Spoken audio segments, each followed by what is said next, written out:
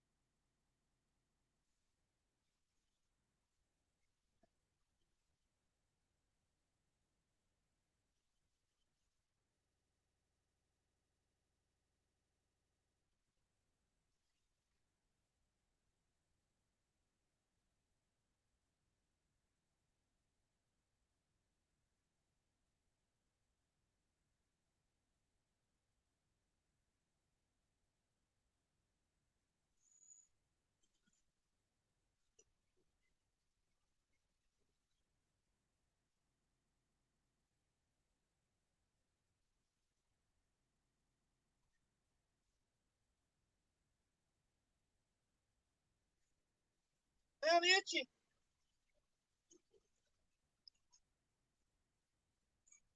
And of course, one big old giant donkus of bait. Big donkey bait.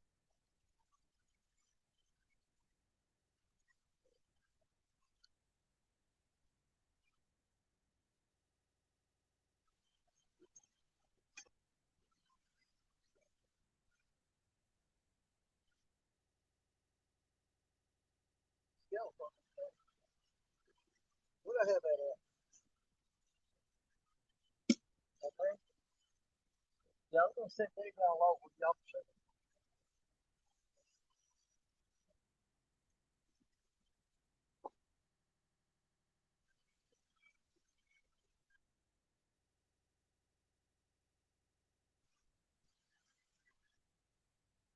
That'll work. That'll work. We're gonna set you to the side for right now. Not gonna let you play today. Yes, we need you. We'll see. All right. In case any of y'all's missed a fiasco this morning, we almost sank the boat. We got the truck stuck, and everybody else has give up. Parker did pretty good. He caught some fish today. Richard, bless his heart, he's got to take his boat home and figure out what's going on there. And then you got me. Yep. Let me raise that up just a hair. And I'm gonna try to get where I can see the chat. It's glaring really bad. You guys, I apologize. You know, I'm not that good at reading it anyway. Let's see. It is Paradox Fossils, Chris Everett, Dale Hayslip. I'll try to say hi, you guys. I don't want to block them rods too long though. Mr. Rogers, Brandon Outdoor Adventures. What's up, Brandon? Fishing with Big Mike. Good luck, Daddy. Crescent Moon Adventures, new member. Hey, Crescent Moon, thank you, buddy. Appreciate you. Fishing with Big Mike. Did I miss anybody? Nope, I think that's it for now. Laughing Cats Fishing. What's going on, buddy? Guys, I don't know when to quit. I mean, you almost think about you get your truck high centered and stuck, had to call to get pulled out. And what do? Do you go home and quit? Nope. Just move to another spot, rebait, and throw again. It's just hard to quit. I had an option. I could. This would have been the last day for a firearms deer season for me, and I could very easily go home this afternoon and shoot one of them bucks I've been passing up on. But man, oh, Mad Cat's just getting bumped. I turned around just in time to see it go tick, tick, tick. They've been doing that all morning, though, so we're not going to get too excited about it. But, okay, we ain't had nothing but bad luck today. Richard was going back, the boat was sinking. His good high dollar pair of gloves, they blew out of the boat, went in the river. And I said, man, no, where's your gloves? He said, I don't care. This boat's sinking. I'm leaving them. I'm not going back after them. You know, then we get up there and finally get the boat loaded. We drain 500 gallons of water out of it and get it all swapped over and get my stuff back in my truck and his stuff put up and send him on his way. And I drive down to the levee and I thought, well, I'll pull down in here to the spot that I normally fish and go down here. Nope, got stuck. Had to call my buddy Danny Goodson come get me. It took my chain and his chain linked together to reach back far enough to pull me out. And most people, Mad Cats is really popping pretty good there. So I'm going to get back to my point. Okay? I believe that life balances itself out. I honestly believe that. So here's the thing. If you're getting where you're having bad luck, bad luck, bad luck, bad luck, bad luck, hang in there. Here's the thing. Because life balances itself out. You just got to fight through the bad and get to the good. I'm telling you, it'll happen for you. That's why I don't give up. That's why we're back here right now. Are we going to get good luck this afternoon? I don't know. It may be more bad luck. I don't know. But this is us putting time in to get that bad luck out the way. Get rid of it. Just go ahead and get it. You got to go through it. And people that say, oh, ain't nothing ever bad happens to me. Well, it's probably not true. You know, you're just one, two things. Either you're blind or you're just one of them people that are just such a positive outlook on life that you're in denial of the bad. Because bad happens to everybody, and we got to go through it. But it'll balance out with good. Boy, that blue Mad Cat's rod, that's Madison. I'm hoping something gets going. We may get some good there. How about a little bit of good on that one? That'd be great, wouldn't it? I hope y'all can see them. I can't see chat without blocking the rods. I have to do like this. The Happy Cats, Thomas. Rowdy Royal, what's up? I can barely see y'all. This case that my wife put on the phone is waterproof. It causes a worse glare than I had before. Makes it even harder to see. Captain Morgan. Party with the captain. What's up, my brother? Man, I just couldn't see after going through all that, just tucking our tail and going home. I mean, Richard, he had no choice. He's got boat problems and he's got to get on that, you know. But for me, you know, and then going down there and getting stuck. Are you serious? I buried my 4-wheel drive truck. I hope my wife ain't watching this because she's going to say, you did what? I'm going to have to get that thing cleaned up. It's got mud all over it. But I just don't know when to quit. You know what I'm saying? I don't know when to quit. So that's why we're back here now. And probably going to get shot at by deer hunters because they're all in the woods out there.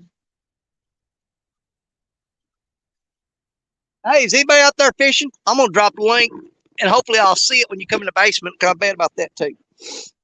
Oh, God, it's hard to see this phone. Ding, dong, ding. Invite guest. Copy that. More.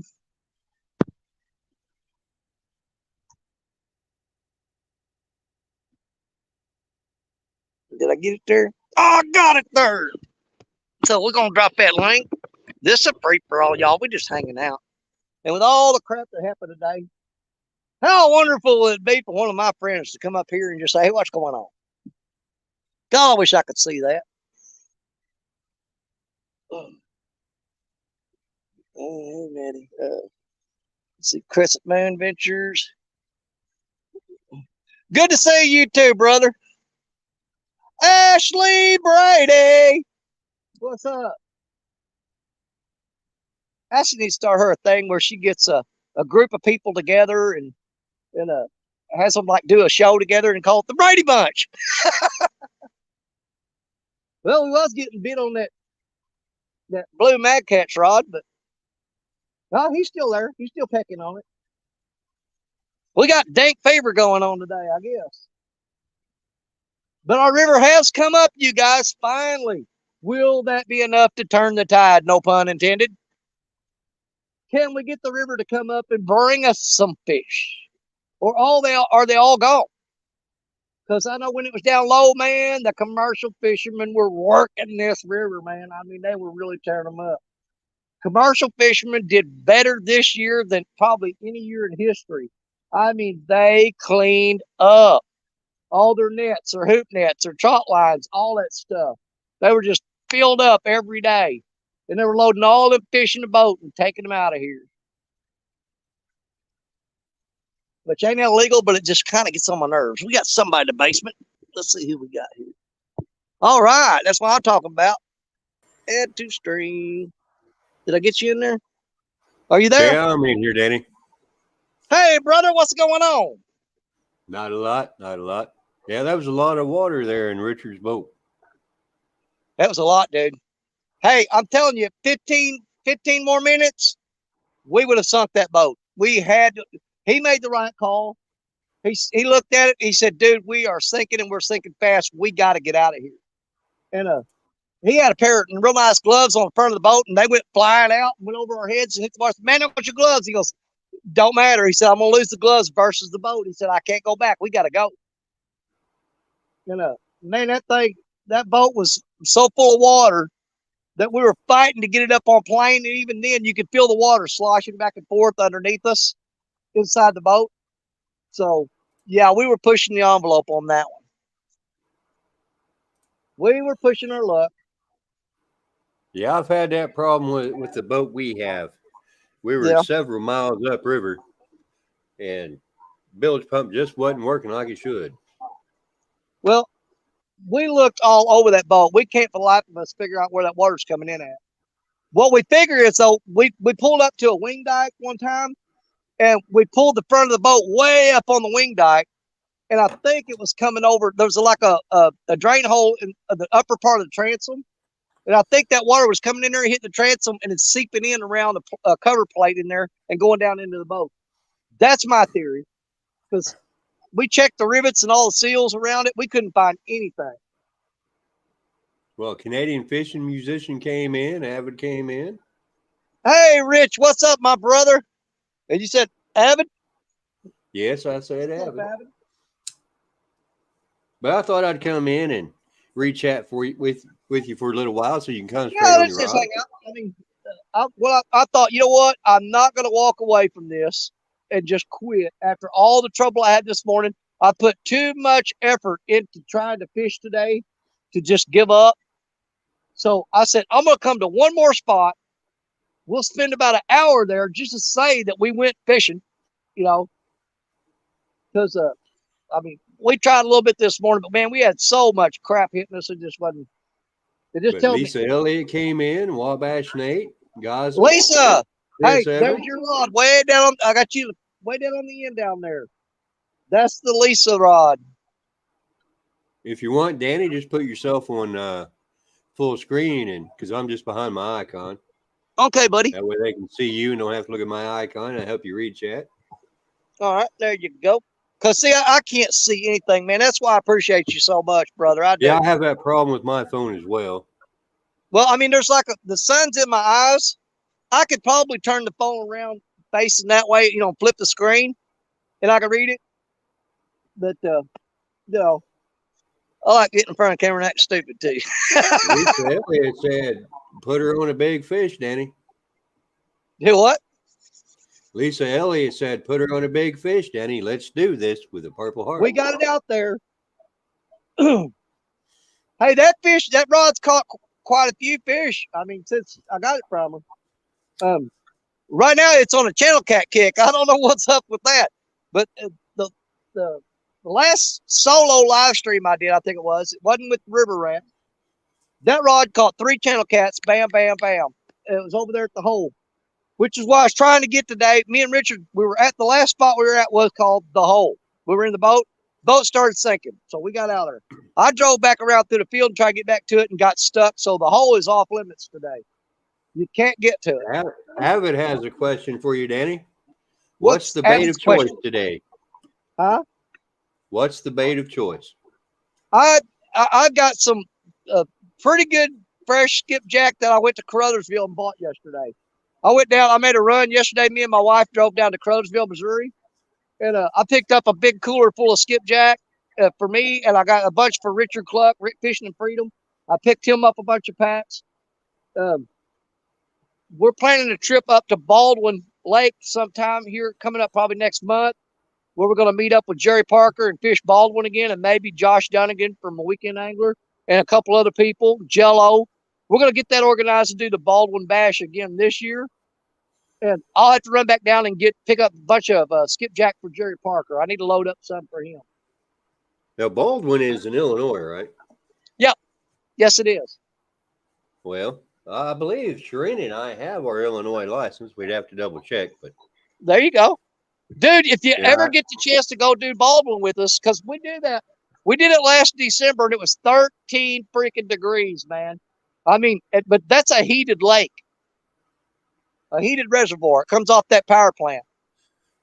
Canadian fishing musician said, "So glad you're doing well, Danny. Thanks for being so inspirational. Thank you, Rich. I appreciate it. In your fam. Him, much love, brother. God bless." Yep. Him and Judith are always checking up on me. They are huge supporters. They every time. I mean, there's been a few times that I've gotten down and out. You know that. It'd be like, just dragging a little bit. And Rich and Judith would always do everything they could to pump me up. And I really appreciate the both of them. Huge supporters for me emotionally, and keeping my spirits up. They do a great job of that. Avid said that if it's on a Sunday, to let him know. We will, because Avid was supposed to try to go with us last year, but something came up where he couldn't make it. But we're wanting to get as many people there as we can and just turn it into a big deal. Now, keep in mind, you're going to be freezing cold. Make sure you bundle up, because it is friggin' cold, man. But my problem with fishing in Illinois is Sharina and I don't get signal on our phones. We're going to have so many people, YouTubers down through there. We'll be on one channel, and man, we'll all piggyback on each other. We'll all set up like last year. Basically, we just set up Jerry Parker's camera down on the end, looking down through the people. And every time somebody hooked up a fish, we'd run down there with the camera. But you can see everybody down through the bank. I mean, we're lined up right by each other. Avid said last year that work got in the way and he couldn't make it. That's right. I knew it was something like that, because Avid was supposed to meet up with us. But Sharina and I, we usually get our Indiana, Illinois, Kentucky license, but we didn't get Kentucky this year. I believe we have our Illinois license, but we can't do a live stream from over there because neither one of our phones get signal in Illinois for some reason. Well, of course, I've got because I live in Missouri, I've got my Missouri license. I have my Kentucky, Illinois, Arkansas, and Florida. That's all the licenses I've got right now.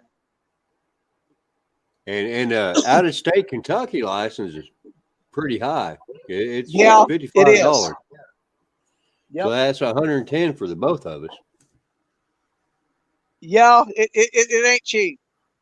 We buy mine because I make so many trips over there skipjack fishing that if you buy like that 3-day permit or something, by the time you do that twice, you are better off just buying the year. Oh, we get our yearly license for whatever other state we want. Right. Ashley Brady said, "Sorry, y'all at work. Avid's planning a meet and greet for next spring, a 4-day event." Yeah. And I believe Ashley might be. I believe I heard that Ashley Brady's Avid's new co-host. Really? When I was getting ready to go fishing, I had to get up at 4:00 this morning to meet Richard over here and get the boat in the water and stuff. And I was scrolling through some of the lives from last night. I didn't have time to watch anybody because I was trying to get stuff in the truck and get dressed and get my coffee. And it was just, craziness this morning. But I saw on a thumbnail, Avid and Ashley Brady beside each other on a thumbnail for your show. And I did not know that, but that makes sense now. I think I heard that somewhere this morning. Can't be positive, but we'll find out. Oh, I'm sure CFM we'll said know. that's super cool. Great combo.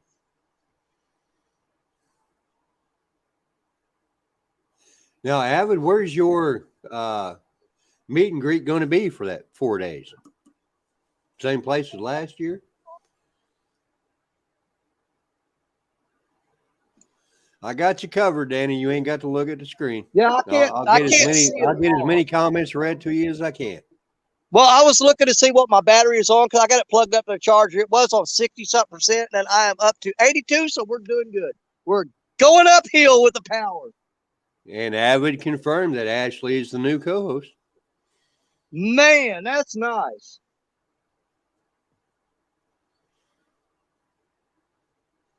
CFM said that's awesome. Great choice, Avid. Absolutely.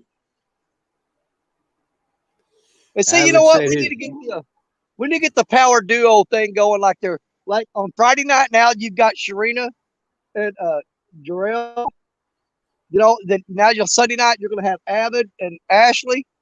Hey, man. I'm going to the AA meeting on Sunday night. Avid says his meet and greet this year is going to be at the Kaskaskia Lock and Dam campgrounds. Well, I may just be dragging my camper up there. I would do that, except my camper is a piece of crap, and I've got it just in case because I've got a river camp a few miles from the house, and I bought a cheap old camper just in case I can't get to it and gets flooded out. Right. Well, mine is a 2021 model, so it's in pretty good shape. Oh, mine is 1980 something. Okay. Like I say, it's just a cheap one. That way I can have a spot at the river, you know. But I got it before I bought the house here, so now I've always got a place on the river. Oh Rattle yeah, Trap Fishing came in, said hello, Danny. Hey, what's going on? And yeah, ours is nice enough that if anything happened in the house that that we had to have some work done on the house or something, we could stay in ours for an indefinite period of time. CFM said, I love that Black Betty is up front. We get to see her bouncing now. Yeah, and I even laid her down really low because normally she's sticking straight up, and when she is, you guys can't see her. But I put her under some rocks and put her down at a harder angle, which actually is going to make it look even cooler if she does go down. Chad Thomason said, my camper is on my boat. Ooh, that sounds nice. See, I'm not afraid to sleep on my boat, but I don't know that Sharina would go for that. Well, do you remember that boat they had at CatCon that had the cabin built onto it? Oh, yeah, that really big, expensive boat. Man, that was like an 80 grand you boat. Put a couple of cots in there that like attached to the wall that fold up out of the way and on hinges. Dude, you can literally live on that boat. Dave Bozarth came in and said hi, Danny in chat. Hey, Dave, how you doing, buddy? Yeah, I like that boat, Danny. It was just way, way out of my price range. Yeah, it'd take me about 2 or 3 lifetimes to pay for that one. And it won't fit in my river. That's why I have a John boat and the other boat I've got. It'll fit in mine. It may hit the bottom, but it's coming up, so we'll be all right. Now, the gauge for my river is just right here by my house, and it's gauge is reading 1.07 feet right now. Oh my God, dude, that's insane. Chad Thomason says he has a 28-foot playcraft that he enclosed and insulated. See, now you're talking. That's my kind of stuff right there. And Avid said, Danny, next spring we'll bring back the hangout. Okay, yeah. So I guess that means next spring Avid's going to be doing his fishing and hanging out again. There you go. Well, you know me, I fish all winter long, so it don't slow down for me. My fishing don't slow down, just my catching. Well, and your truck. Yeah. But we don't quit. We keep going. Yeah, I somehow expected that you would be fishing again, even though after you got your truck unhung up. I don't know when to quit. I just don't know when to quit. Well, Jerry Parker was doing well. He got what three. He catch 3 or 4? I can't remember. 3, I believe, and one really good takedown. Oh yeah. But he got his first fish within minutes of getting to that new spot. He did. He did. And I have no doubt that me and Richard would have gotten on fish if the boat hadn't foobarred on us. But well, see, the back of my boat has little doors in a splash well that I had to reseal. I don't know if Richard's boat's got that or not. But mine took on water one time and we didn't realize it. But I'm paranoid about my pump.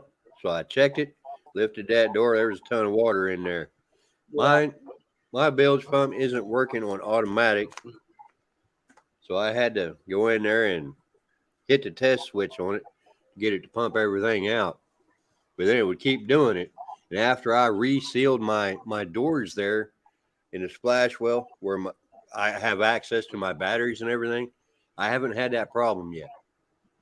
Okay. Yeah, see, that was another thing. I don't know if Richard's boat has those, but that would be something to check out. I would check where he's got his transducer mounted and his speedometer thing there. I would take them screws out and I would put new sealant in there and put them back in. Yeah, because we looked at all that and it looked good, but that doesn't mean that there's not but as much water as he had in there, this is not a little leak. When he finds it, it's going to be significant. Keith Reed came in as well as Down East Tackle. Hey, what's going on, Josh? Don't forget Keith DOC Reed. But see, I don't know if his DOC is Doc Reed or you talking about Keith Reed? So he could be a prison guard or he could be a doctor. I don't know. He's probably both. Doctor at a prison? Yeah, it could be. Yeah. Because I've always wondered about the DOC. You know what? I'd really thought about that till you just said it.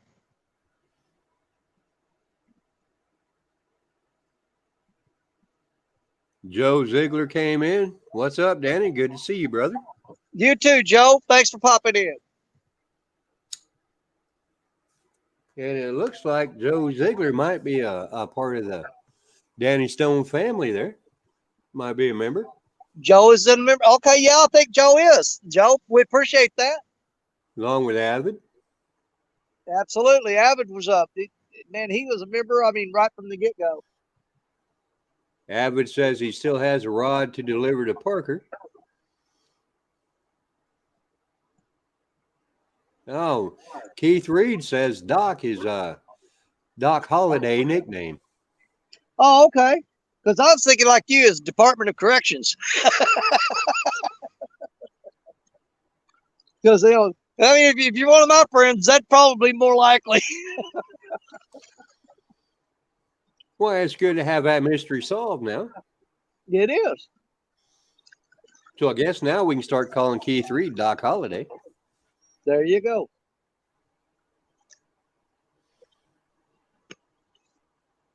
So, Danny, have you had any bites since you've been there?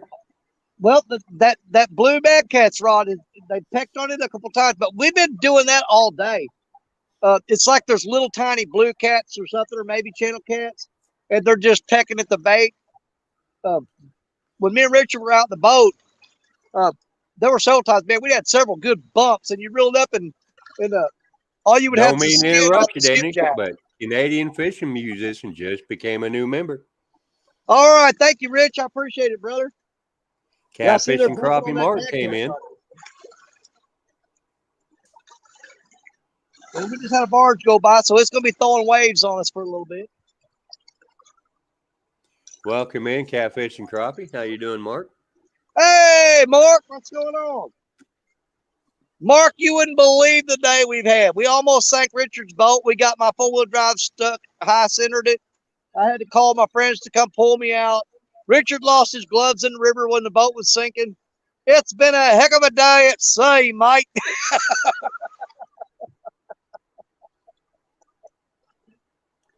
Well, CFM has a request for you, Danny. He says, hey, brother, do me a favor and remove me blue so I can support you green.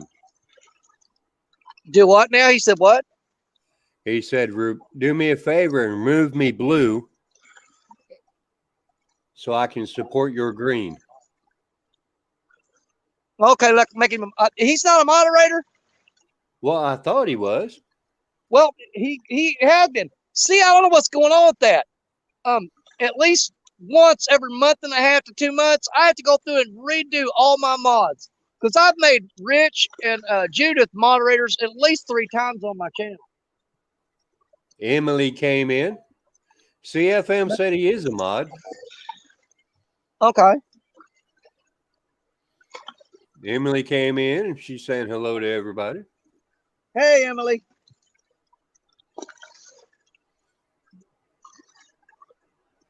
Alvin Lewis just came in. We've had a crap day all morning, since 4 o'clock this morning. But I don't give up and leave it on a crap day. I just keep fighting till there's nothing left that I can do.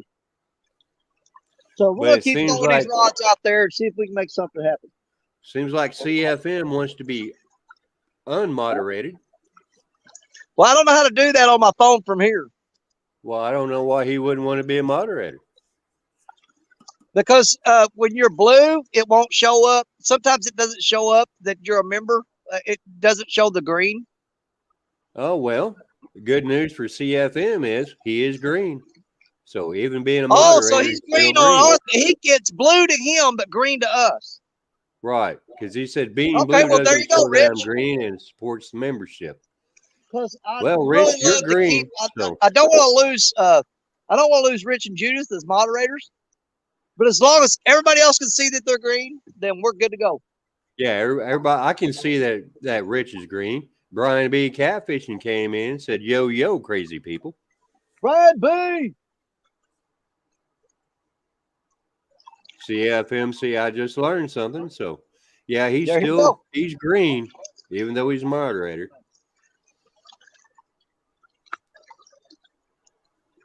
Yeah, I don't know when and if we'll ever catch another fish on this river that's worthy of, but we're going to keep trying.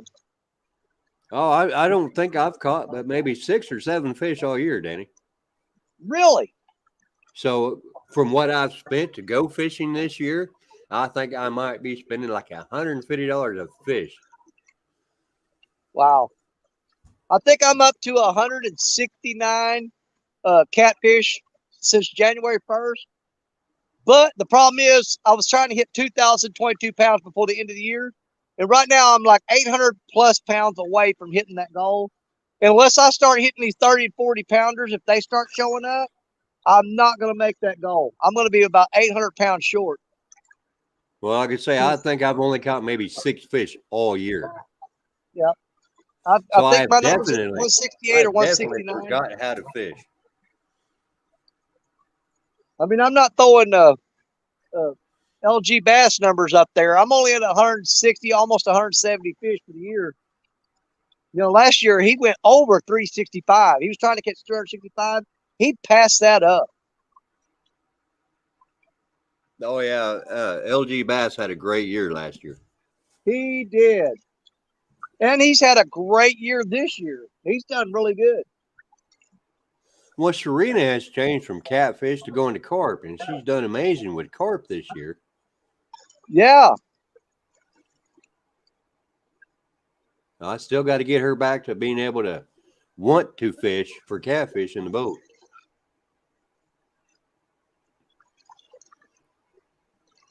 Now, you two are going to make happy. She's been successful. You know, that's all I can ask. Yeah. Well, Lance McCoo came in. Said good afternoon, everyone. More carp tournaments too. What was that, Danny? I'm sorry, I talked over you. I'm looking for it to happen. As many people that are transitioning over to carp, it's not going to be long before you start seeing some carp tournaments. I know Stan does the catfish and carp thing on Sunday, but I think you're going to start seeing more and more people start transitioning to carp. Well, I know Serena has a great time fishing for carp because she is more successful with carp than she is catfish. But that kind of hurts my ability to go out into the river on a boat and catch catfish because she's trying to target carp. But we'll work that out. We'll get something figured out. Leave her on the bank. No, I'd like to, but she is my fishing buddy. She's my partner for life. So you know what? I knew that when I said it because I was joking. There's no way you're going to leave her behind. First off, she's not going to allow it. Second off, right. it just wouldn't be the right thing to do. She's not going to allow it because she got into her fishing, after we got married.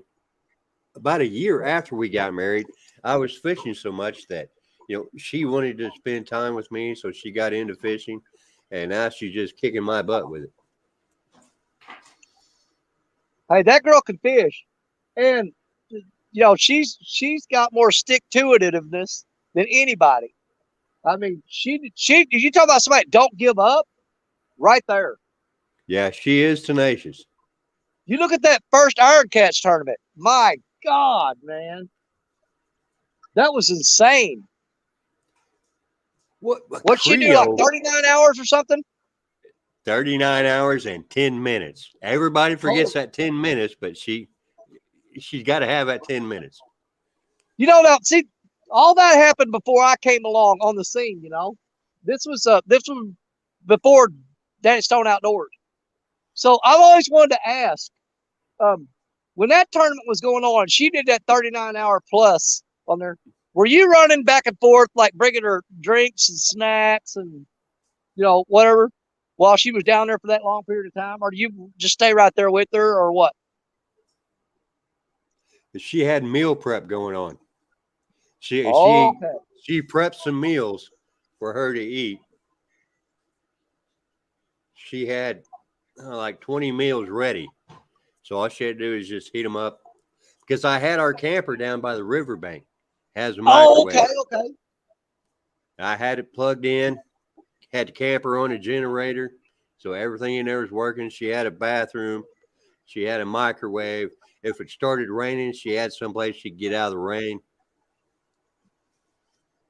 See, now all the other people in that tournament, when you got somebody that shows up with all that, you know that they are coming to fight. When you bring 20 meals, a camper with a bathroom and stuff, you're not going anywhere. But she even started changing her sleep pattern so she could stay up. Avid fishermen said Serena was wild on that first Iron Cat tournament. But what got her going was Creo saying he was prepared for 3 days. Yeah. So she took that as a challenge, and she wasn't going to stop. Well, there you go. Then we had a few people saying that because she was fishing off her bank at home that she cheated. No, I don't say that. If you're down there on the water, and I guarantee you, if other people took bathroom breaks or whatever, and some of them probably even took a nap. But she did fish public water, even though it's from our bank. Our river is public, so we were just able to be more prepared. So is that a river that you guys live on right there? Yeah, it's the White River in Indiana. Well, I can pretty much assure them that you guys don't own the White River, right? No, we don't. Well, there you go. The boat ramp is maybe 600 yards upriver from our house. But just because we were able to, have everything that we had, some people saw that as cheating after the fact. Because we told everybody our plans. No. To them, that's lack of preparation on their part. Don't blame somebody else for your lack of preparation. Dale Hayslip said a riverbank is a riverbank. Welcome in, Dale.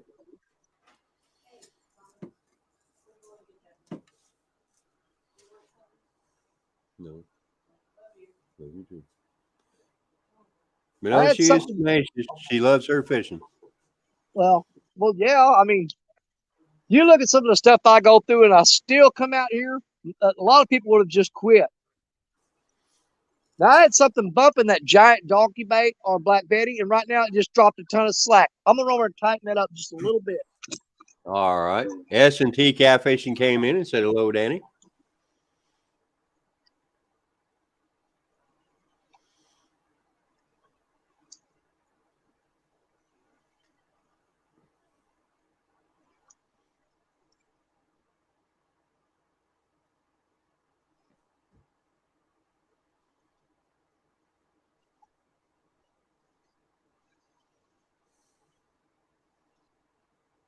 And on behalf of Danny Stone, welcome in, everybody. Thanks for joining Danny today.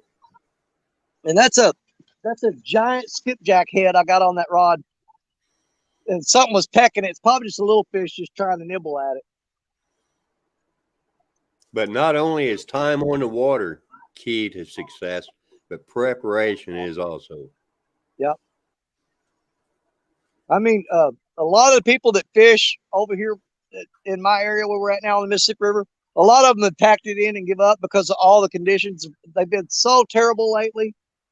And I've had some of them ask me, man, why do you keep going out there? Nobody's catching anything, and you keep going out there. I said, because when they do start catching, I'm going to be there. 922 Crappy Barbecue came in and said, the Stone Man, Danny, what's happening? Hey, 922, how's it going, buddy? Now, there's the controversy right there. Is it crappie or crappie? Because I've always grown up with crappie. Here's the thing. The correct pronunciation is determined by your geographical location, period. Exactly. Here is crappie. That's why I've always heard it is crappie. Yep. Canadian fishing musician said, looks like a great day out there. Man, it warmed up. I had to shed my coat. I've got 3 layers on, and I'm probably going to jump behind the camera and start peeling clothes off here in a little bit, but I won't get naked, I promise y'all. Nobody wants to see that, Danny. I can promise you they don't. What is today's date anyway? What's today's date? We're up to 33 degrees now. Really? I guarantee you it's over 30-something here. It's past freezing, I can tell you that. Because I'm kind of toasty sitting here in the sun. Ozark Mountaineer came in, said, hey there. Wednesday the 20th? Yes, it is. All day. 8 more days and I'll be 57 years old. Well, you're an old cuss. I am. Been on this river for a long time, buddy. Welcome in, Ozark Mountaineer. Hey, Ozark. CFM said we are too old to be cold. Too old to be cold. That's what I said last time I was fishing on the other side of that island. That rain was coming, and I said, I'm getting out of here because all I got on was a T-shirt. And Rich said 6 more days and he'll be 40. Oh, to be 40 again. Dave Bozar said Danny's had more slips, trips, and falls than anyone I know. But look at the places he fishes. Hey, man, I go mountain goat on it, and I paid the price. I've got pins and rods and plates and screws and bones in my body, but you know what? The doctors assure me that every time they repair a bone, it's stronger than it was before I broke it. James Bailey Catfishing came in and said, hello, Danny. Hey, James Bailey. Lisa Elliott's in. Says, what's cracking, Thomas? This is Reg. So I guess Aaron is using Mrs. Regulator's account. 922 said 10 days past 50. Danny's still an old fart. Yep. Well, we tried to do a show here a while back, and I didn't prepare. I gave them like a 2-day notice, but I tried to gather up a bunch of the old farts, and we was doing an old fart show, and we got Steve Adams and a few other ones in there. But we're going to do that again, probably in the spring, because most of those guys' arthritis acts up in the winter. So, Danny, what is considered the age to be an old fart? Well, at that time, we set the limit at 50 plus, but we've got a couple guys that are in their mid 40s that look like they've been rode hard, put up wet, and probably in worse shape than a 60-year-old. We may allow them in there. Canadian Fishing wants to know, are you a Sagittarius? Says Judy's asking. Yes, I am. Sagittarius. Aaron said he's watching from the living room while Lisa's cooking. Well, there you go. Uptown Chrissy Brown. Hello, Danny in chat. Can't chat Chrissy, right now. hey, sister, what's here up? The whole time. Dave Bozar says, Danny, you're still a youngin' yet. I'm 76. Oh, yeah. Well, you know what? But I've done so much damage to myself over the years. My doctors, they all tell me though, as far as my cholesterol and all that, I mean, I'm in good shape, good heart, good lungs. But man, I've just beat the crap out of my body, really. 922 said possum fits that description. Yep. Well, I'm not sure if this is, I believe this is Aaron. It says his birthday is December 9th. December the 9th.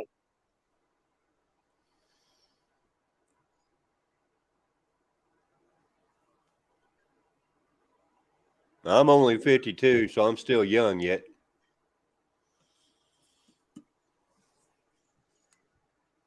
I think I started getting in where things just started falling apart probably around the late 40s. My hearing went first, then my vision. I started breaking more bones. Didn't have this gut on front of me. That thing popped up at 50. Yeah, Aaron's birthday is December 9th, and it looks like Lisa's birthday is January 12th. Nice. Awesome Fishing Man came in, said good evening. Yeah, awesome. If you haven't yet, hit that like and subscribe button for Danny Stone. Thank you. Thank you. Rich We've had said, the odds stacked against us all day, but we're going to keep trying. We're going to try to get a fish in for you guys today. Canadian Fishing Musician said, sending vibes over to Black Betty. Let's go, Betty. Bouncy, bouncy, bouncy. Yep. Yeah, I'm really hoping you guys came in. Said, good afternoon, Danny, brother. Good afternoon. We got a really big bait on Black Betty, so anything gets a hold of that, it's going to have some size on it. CFM's Queen says she'll be 46 on March 8th. Judith, you don't look like a day over 30. Judith she don't look nowhere near that. But you say you've got a big skipjack head on Black Betty. Yep. I have not had any luck at all on any head of any kind on any rod. Every big fish that I've ever caught was on a skipjack head.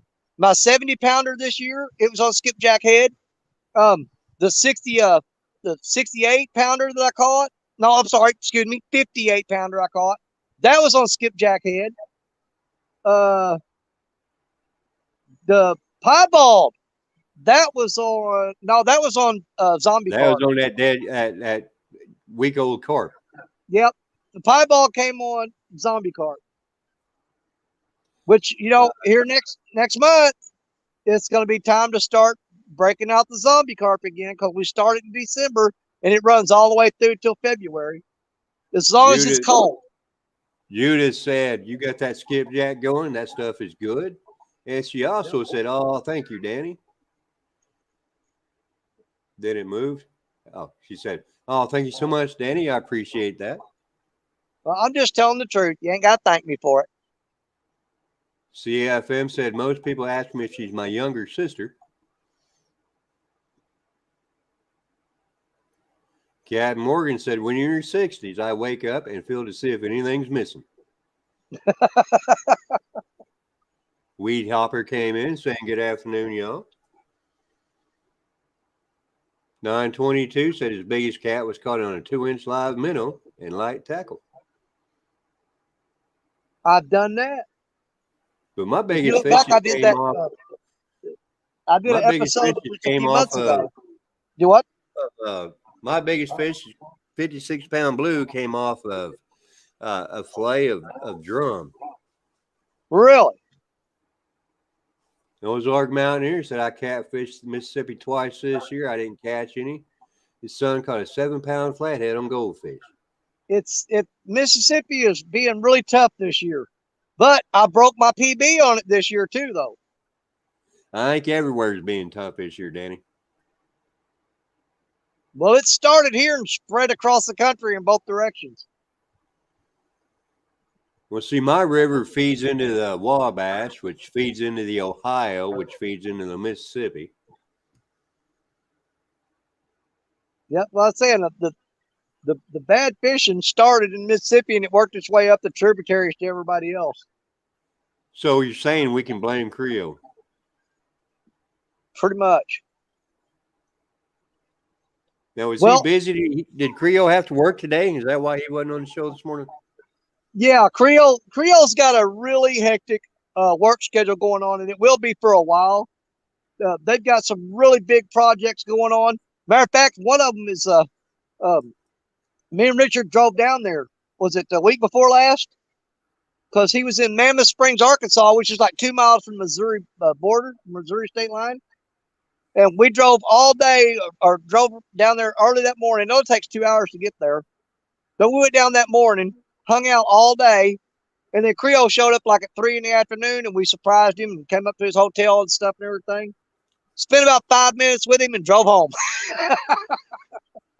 922 Crappie Barbecue said, what a rush finding a 20-pound fish on a 6-pound test line.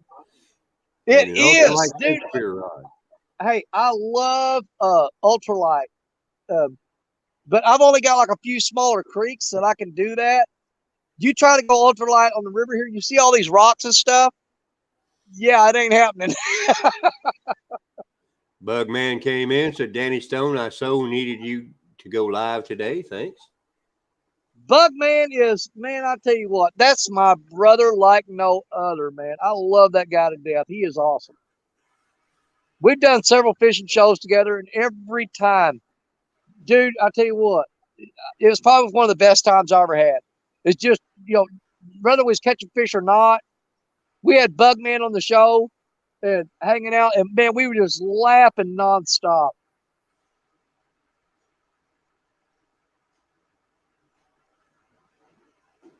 Yeah, if you want to see something that'll have you laughing until your stomach splits open, go in my videos and find Bugman meets Mr. Green Jeans, because that is a edited video from when the game warden came up on Bugman. Now, there's a couple of cuss words in there, but we don't drop no F-bombs. Well, Bugman said, I'm having a hard day today and needed to hear Danny's voice. It picks me up. Well, there you go, brother. I had a hard day and I'm still in good spirits. We almost sunk a boat. We got my truck stuck. Richard lost his gloves and went home. And I stumbled down these rocks and set the rods back out again.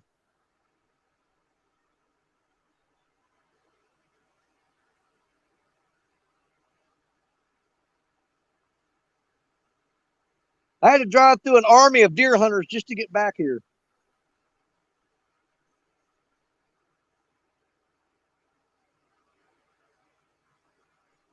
I'm just hoping my truck don't get shot today.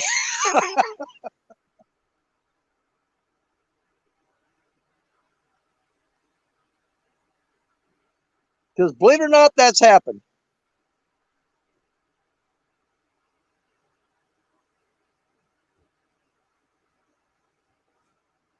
I have a question for you, Danny. Ask away, brother. Now, earlier in Jerry Parker's live, you guys were on the boat, and Richard had to go warm up the water, see if that helped the bite. Did it help up the bite? Well, that was downstream, so it wouldn't benefit me here at all. Oh, man, when you were on the boat, did you get any bites after Richard warmed up the water? We were getting a whole bunch of little nibbles, and they kept picking the bait off the hook. And that's where I started downsizing the smaller hooks, because we know that was either smaller blues or smaller channels. And they would just sit there and just pack, and you reel it up, and there'd be no bait on it except for like the skin off the skipjack. But they would sit there and pick the meat off of it until it was just bone and skins. And Judith said, same here. Seeing Danny live picks us up too. Well, I appreciate you guys, man. Hey, you just got to try to have fun. You know what I'm saying? And Bugman said, some days when you have responsibilities that you sometimes wish you didn't, it's okay not to be good. That's it. And let's not forget, I didn't miss this, but Up in the Air Run Outdoors is in the house. Hey, Aaron. Yeah, I do agree that, sometimes some of the people we like to watch on YouTube, sometimes that can brighten your day when you're having a bad day. Well, it sure brighten it more if we get about 30 to 60 pound fish in right now. But you know what? I'm sitting here soaking up the sun right now, man. So Bugman said he's reading 2 Timothy. It was sent to him and it's helping. Skull Rush came in. Hey, Skull Rush.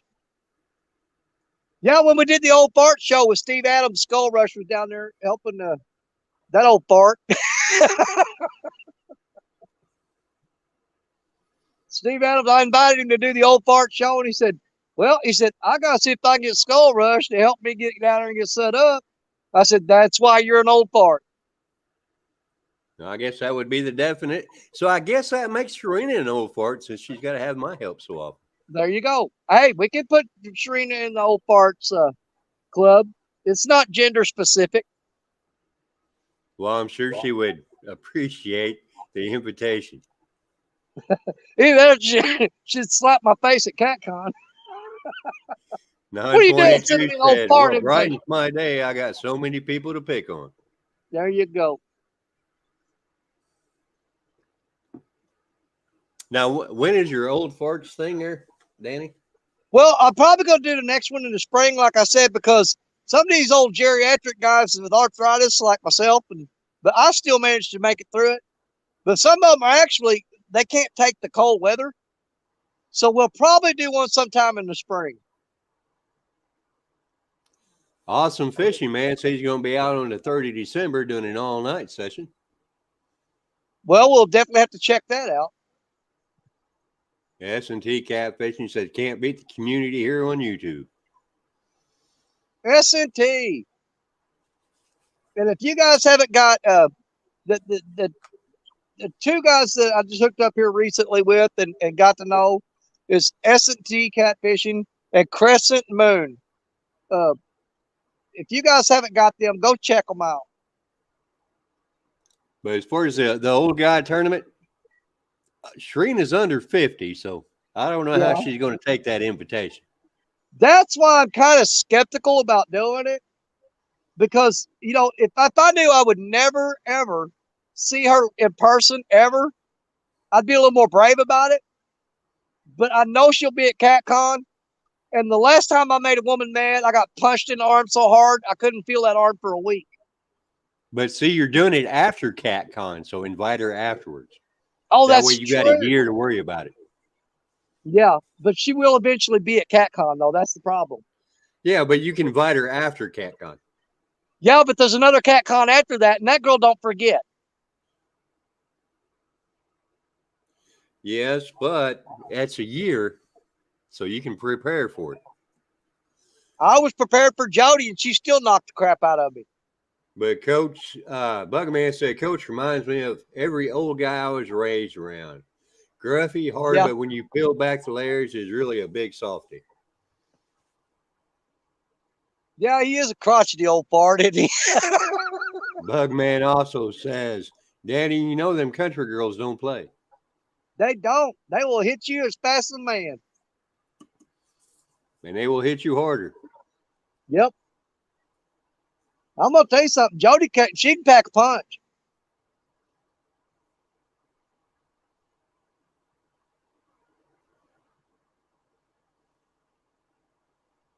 Bugman said, women don't forget. They will bring up everything from February 4th, 1986 on a Tuesday. Yep. And that's true with Sharina. She can give me dates, times, specific stuff about today, and I'm like, okay. Now I tell her I'm mad at her for something. She's like, give me an example. I was like, well, I don't remember the day. Yeah, and they'll come back. It was. They'll come back with like, do you remember 3 years ago when you left the toilet seat up and I sat down there and got my butt wet? Do you remember that? Yeah, and they'll give you time of day, the weather outside, the temperature. Yep. And I do good to remember yesterday. Exactly. CFM's Queen said, Bugman, that is so true. I'm a born country girl. February 4th seems to be Wheat Hopper's birthday. Awesome Fishing Man said, Danny just shared you out on my group, buddy. Bugman said, Thomas, right? Like, how do you remember that stuff? But she will say, how can you guys know every word to a favorite movie? Well, I don't know that either. My memory sucks. We remember the best parts. We can't recite the movie word for word most of the time, but there's a good part in there. We'll use that quote and just we'll wear it out. Well, it's kind of like Full Metal Jacket. I know my favorite parts of that movie. Exactly. I mean, you've got certain scenes in there where they said a memorable quote that you're going to keep saying over and over again. But women seem to remember every detail of every bad thing you did. Yep. They can tell you what shirt you had on. Right, even if your sock had a hole in it. Yep. Ventures with Robin C. said, hey, Danny, you get your truck out okay? Yeah, I called one of my buddies, and he come down there, and we took a log chain out of my truck and a log chain out of his truck and stretched them real far away from the mud. He hooked onto it and pulled me right out of there. Absentee catfishing will be 55 January 23rd. Nice. You seem to be finding all kinds of old guys that can be in. Oh, we're going to, hey, the next Old Fart show, maybe it have to be a 2-day deal. We get enough old farts together, we'll do a Saturday and a Sunday. Might have to do 2 weekends. There's a lot of old farts in this catfish community. Yes, there is.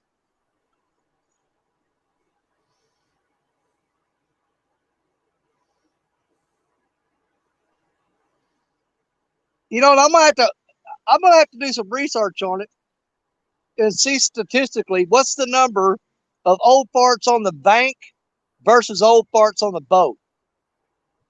Oh, I'd say it's pretty even. You think? Ventures with Robin C. said she's an old fart. Man, Danny, I'd say it'd be pretty even. Yeah. Because, I mean, a lot of old farts have boats because, you know, they worked hard and they've been able to afford all that.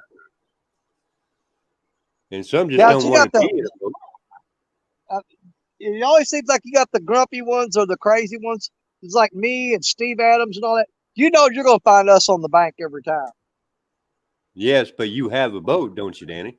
I got 2 boats with the motor. I got 2 boats with 6 motors. The motors are tore all to pieces. I may fix them someday. My wife just wants me to sell them and be done with them. 922 said, Danny, count me in. Just send me the dates and time. We will. It'll be in the spring. We're going to do it in the spring. Because I know a lot of the really older guys that, like, you know, Don R., he was supposed to make it, and he wasn't able to fish.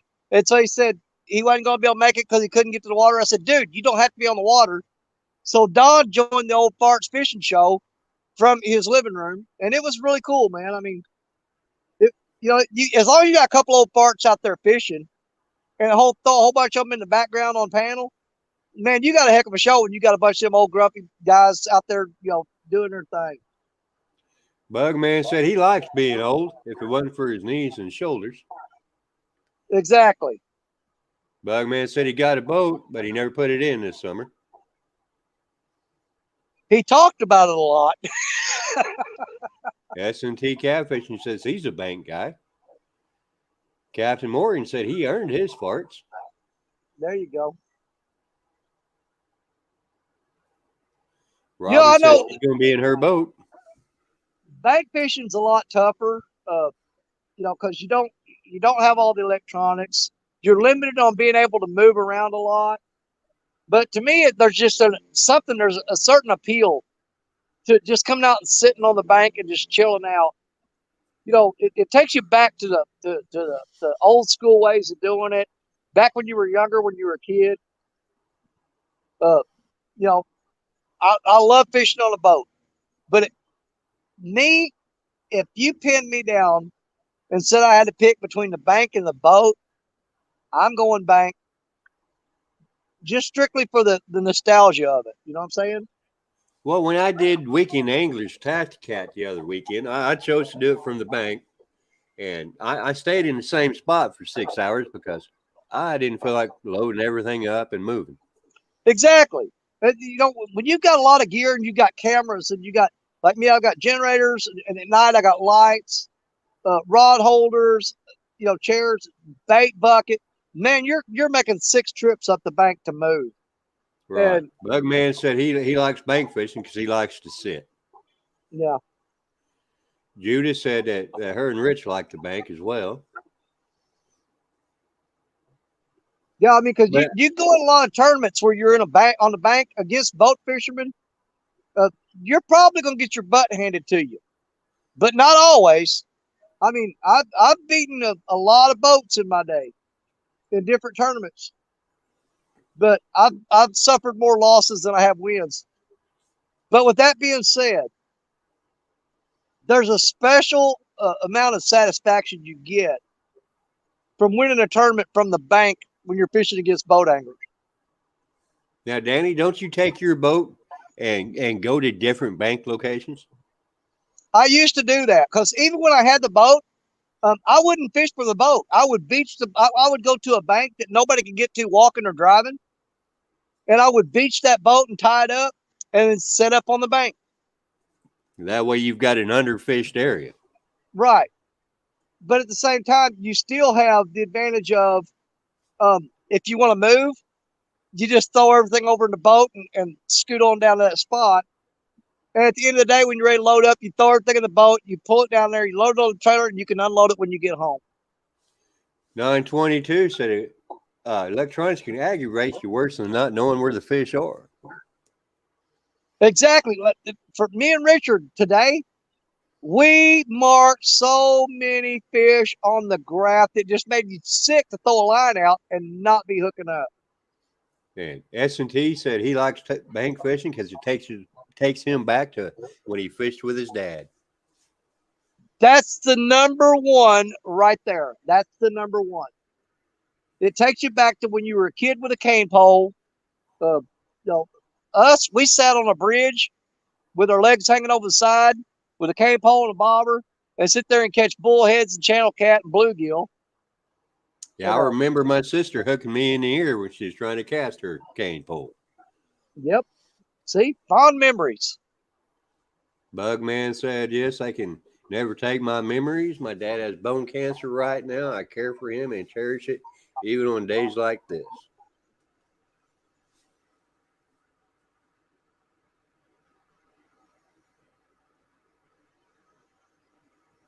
But I have to say, though, I prefer fishing from the boat than I do from the bank.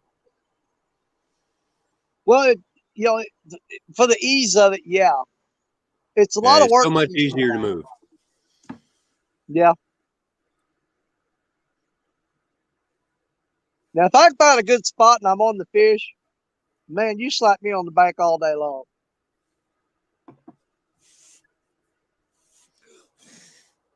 But having the boat to access different bank spots is a good method as well. It is. It is.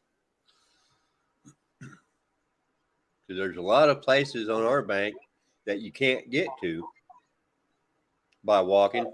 But if you can use the boat to get there, you can either fish out of the boat or you can go jump on the bank and still have a good time.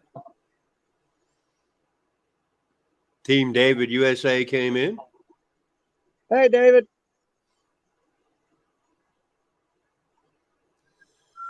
And Bugman said, that's what I meant when I said I needed this. I was frustrated and needed a light-hearted place to hang out. Sit back, relax, and enjoy us not catching fish. Mike Sampson came in. How you doing, Sampy? Sampy, what's up, brother?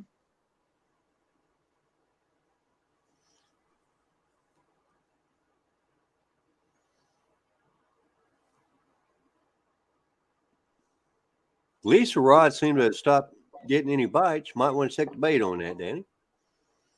Well, here's another trick to this spot. You see all these rocks on the bank? They're in the water too. So you start reeling in constantly, you're just donating hooks and sinkers to the river. We'll probably pick out a rod that got bumped a while ago a little bit.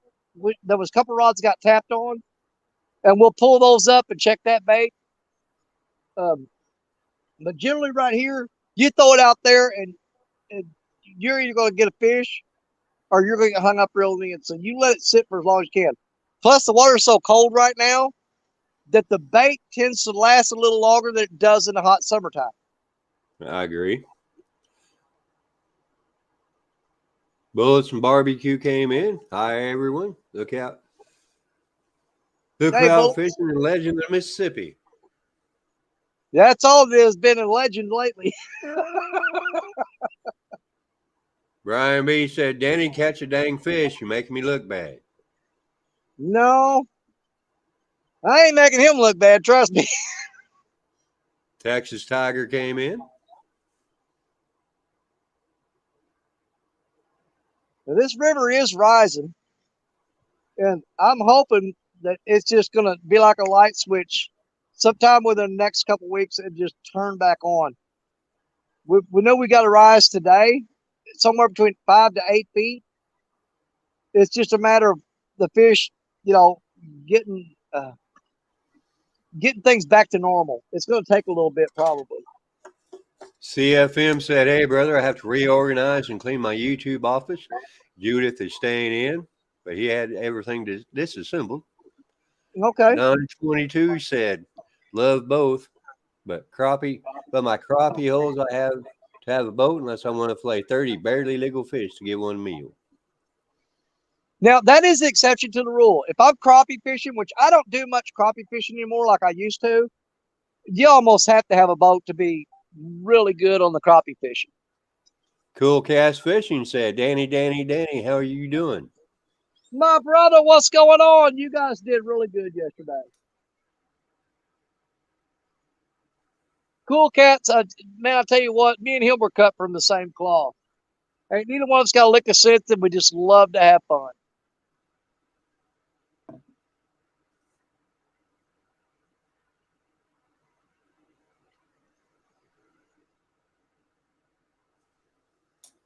So, Danny, in this type of weather, these water conditions, how long do you leave your baits out there before you check on them and rebait? I'm going to tell you what.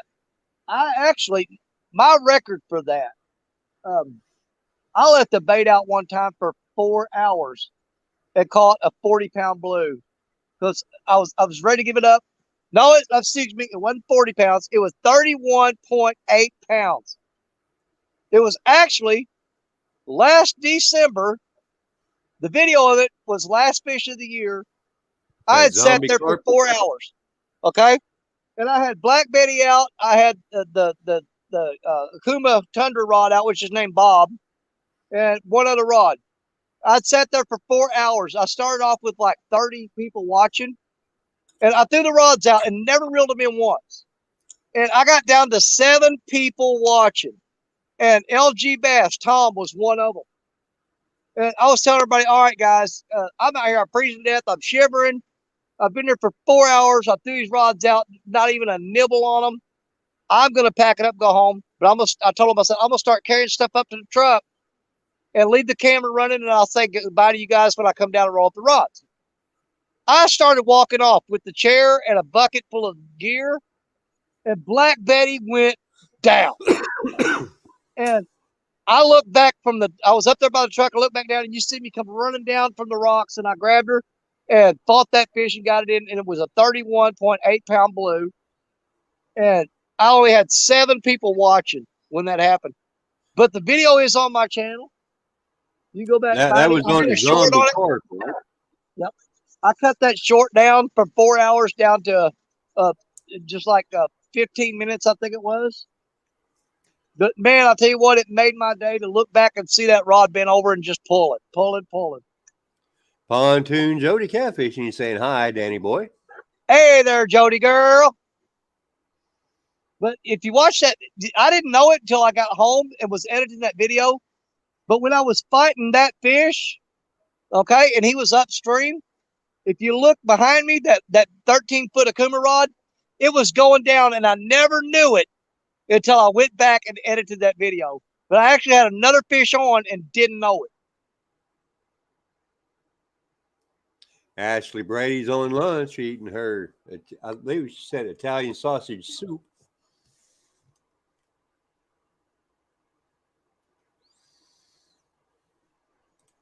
See, this is that spot in the river where you got this weird current shift that happens.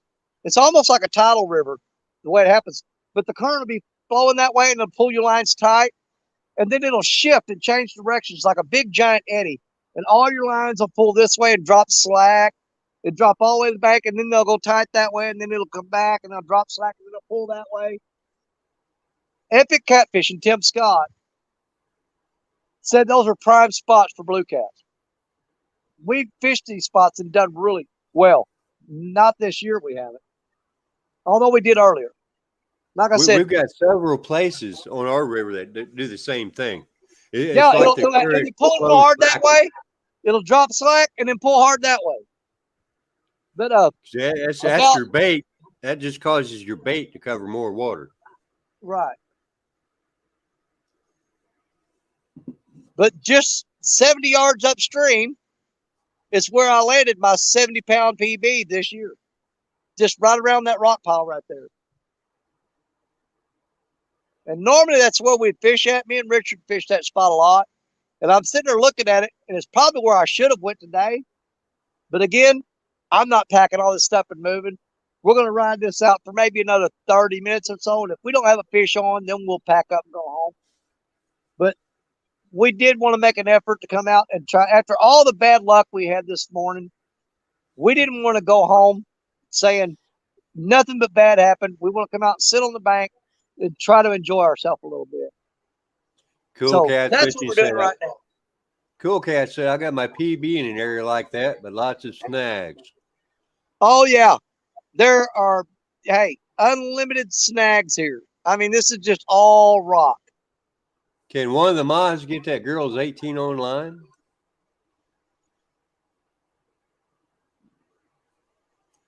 S&T Catfish, I think fishing with Danny would be a blast. You'd have fun, brother. Trust me. Catch fish or not catching fish, we still have a good time. But you've got a bot in there, Danny. I hope one of your mods gets it. I don't worry about them bots. They ain't going to hurt me. Nobody going to click on them. Cool Cat said, I know Danny, and I would have a blast if we got to go out fishing together. Me and him we would tear it up. I'll tell you what, we would tear it up. The amount of jokes that would be cracked, and it's just unbelievable. Fish in the Mid-South said, I'm new here. Here's the guy on the screen. Mid-South, Danny Stone from Danny Stone Outdoors. I fish Mississippi River down here in southeast Missouri. We'd appreciate it. You go check out the channel. I've got some really unique fish on my channel. Of course, everybody knows the piebald, the question mark piebald, the AKA the Riddler.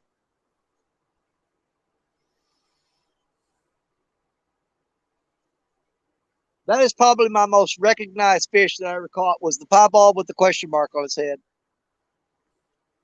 Nobody cares about that 70-pounder I caught. They want to know about that 17-pound piebald. Cool Cat said, "Want to get my new boat, Danny? I'll try to make it up that way. Maybe we can hook up." Come on up, man, because I tell you what, even though I am a bank fisherman, I can put you on some serious boat spots here, man. Robin said, "Oh my, you two would have us all laughing." I'm going to run up to the truck and grab me something to drink real quick because I'm feeling a little peckish, like dehydration setting in.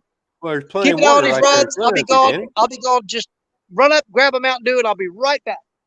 Well, you got plenty of water right there, Danny. I'm not drinking that crap. You'll get giardia.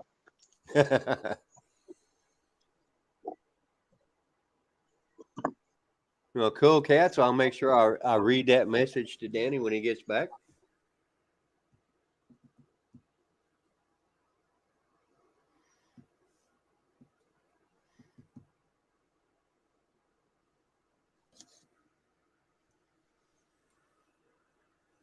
Yeah, it's good to see Danny out here fishing after the day he's had. Almost sinking a boat. Richard losing gloves, getting his truck stuck. Danny's an all-around fisherman. Takes all the adversity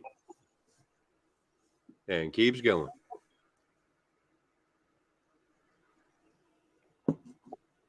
But if you haven't already, go ahead and hit that thumbs up for Danny. If you haven't subscribed yet, go ahead and subscribe. And think about becoming a channel member.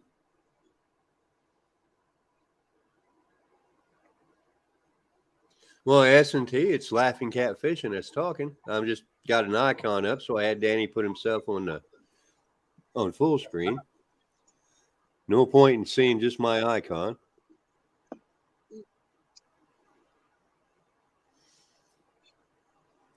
Yeah, woo. Danny. Cool Cat said you guys can talk about fishing together at CatCon. Oh, yeah, definitely. And my wife right now, it's 100% go. She is going. We've already got the hotel room booked. We got our CatCon tickets. Unless something happens that she can't make it, well, I'm out of breath climbing them rocks. That's what I'm talking about. Old farts, man. That's straight up. And Jody said, "Cool Cats better think twice about taking Danny out after what happened today." Hey, man, you got to get, I'll take them out and get all the bad luck out your way. So you got nothing but good luck after that. Well, sink your boat and get my truck stuck. Well, that's part of fishing sometimes. Yep.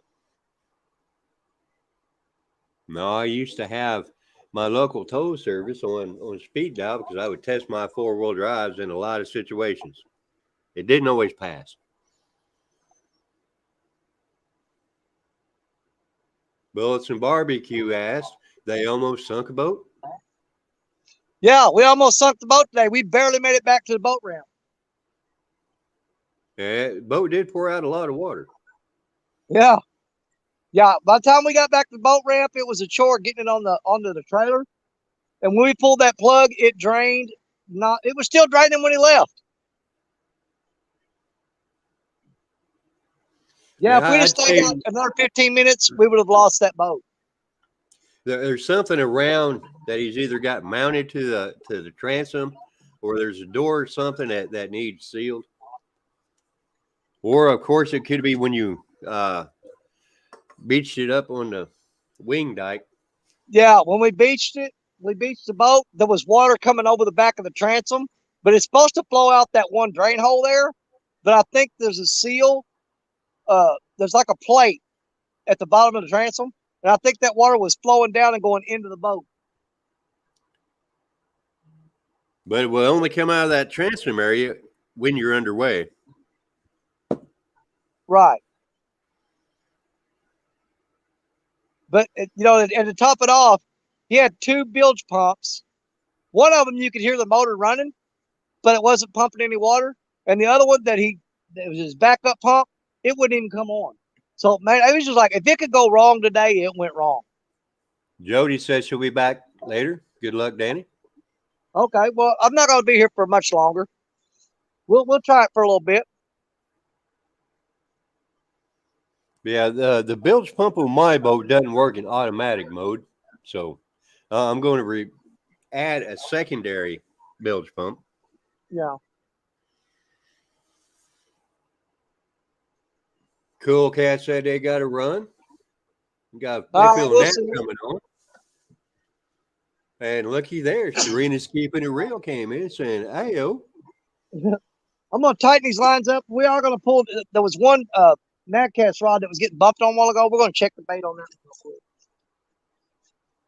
Serena's out in town running around, probably going to Walmart.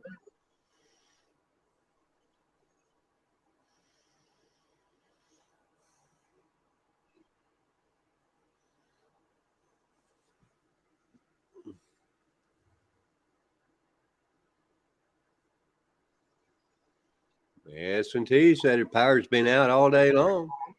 I hope they get that back up and going for you, S&T.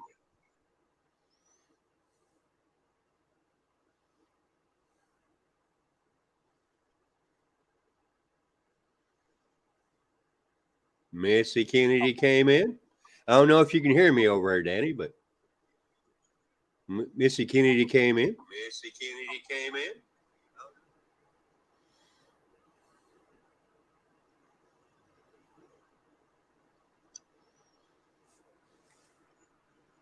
Well, Crescent Moon, we'll have to ask Danny that when he gets back in.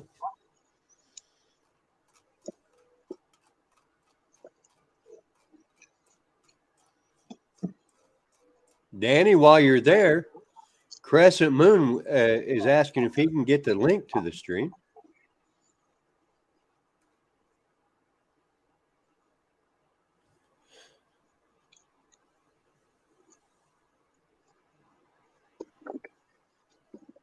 And for those of you that don't know, Sharina is keeping it real, and JBT, Fishing with JBT, have a show on Friday nights at 6 p.m. Central. Check it out.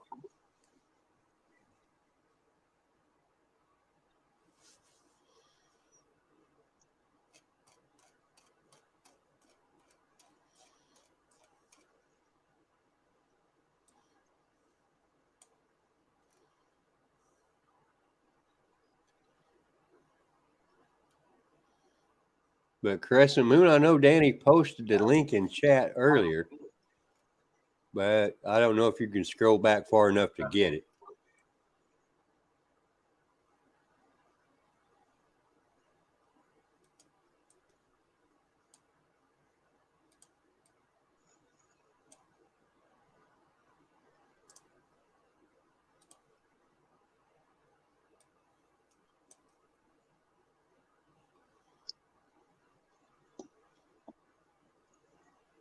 And Sharina, Bullets and Barbecue said from what he's seen at Walmart, there's no dress code.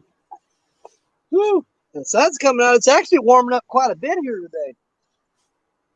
Okay, Danny, Crescent Moon wants to know if he can get the link to the stream. Yeah, let me drop it real quick.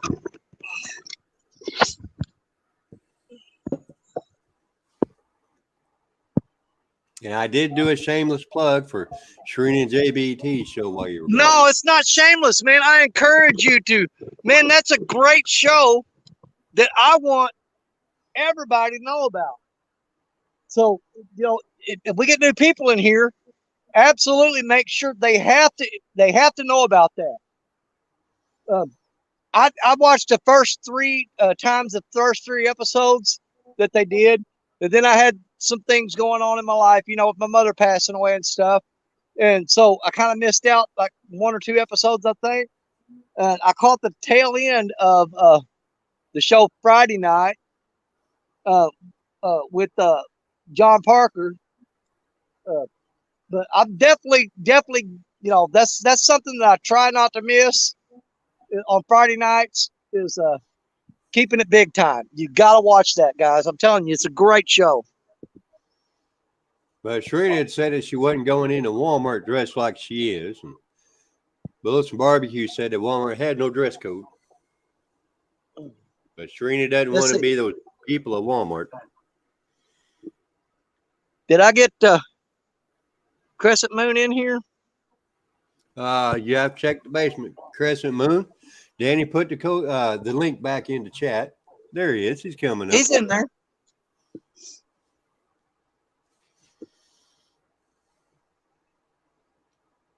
He's still buffering. He'll get in there in a minute. Make sure he's not muted.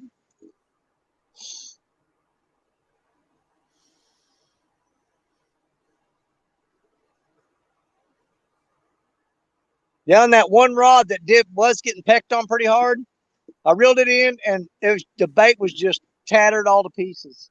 So that tells me it's probably little channel cats out there just chewing on it. Well, they got to eat too. Well, I fed quite a few of them today. I've done that a lot. They're not big enough to grab that whole bait. They just work on it, just work around it. And you'll catch them every now and then because they'll grab that in just the right way where that hook ends up in their mouth. Well, earlier in Jerry Parker's live, I told him he needed to share his hooks with you and Richard. He said they were Triple City Angler hooks. I forgot. Well, that's what I Nocturnal Nations. I believe he said they were Nocturnal Nations.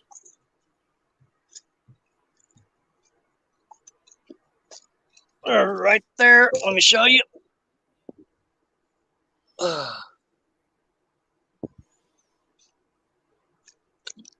Right there and right there. These, now, I know Stan, he likes just the regular Triple City hooks. I believe these are the 10-aught. David Kennedy says he hopes your day of fishing is going better than his. Yeah, it's been pretty bad, buddy. But there's the ones that Stan 2 likes to use. The Triple City hook. But so far, my favorite have been the Goober Time hooks. Those right there. Right now, my preference leans toward these. I noticed something interesting on that Goober Time hook. What's he got, a little piece of heat shrink around the shank? Yes. And that, I've lost a couple big fish because I'd try a crappy knot, like a snellet, and I wouldn't get it tight, and it would slip on that shank. It doesn't slip as easily when you put that little bit of heat shrink on there. It helps hold that knot. And yes, you can go to Triple City Anglers, or you can go to haslifefishing.com, triplecityanglers.com or haslifefishing.com, and use DSO20 and get 20% off for the rest of the month. He's got the spooks in there, the Triple City spooks. We've got the hooks. We got all kinds of cool gear in there. Check it out. Use code DSO20. Maybe we can get one of the mods to put that link in chat for everybody. Yep. You see, with the snell hook, the snell knot, I usually tie a small knot on the end of my tag. That way, if it does from slipping out, yeah. I generally just tie mine and trim off the tag end and just pull it really tight and then trim the tag in, That I had some of them that I didn't pull it down tight, and I just trimmed off the tag end, and it cost me. But luckily, those hooks will rust out rather quickly in a catfish's mouth. Yeah. Well, again, we'll go back to you can check out my videos.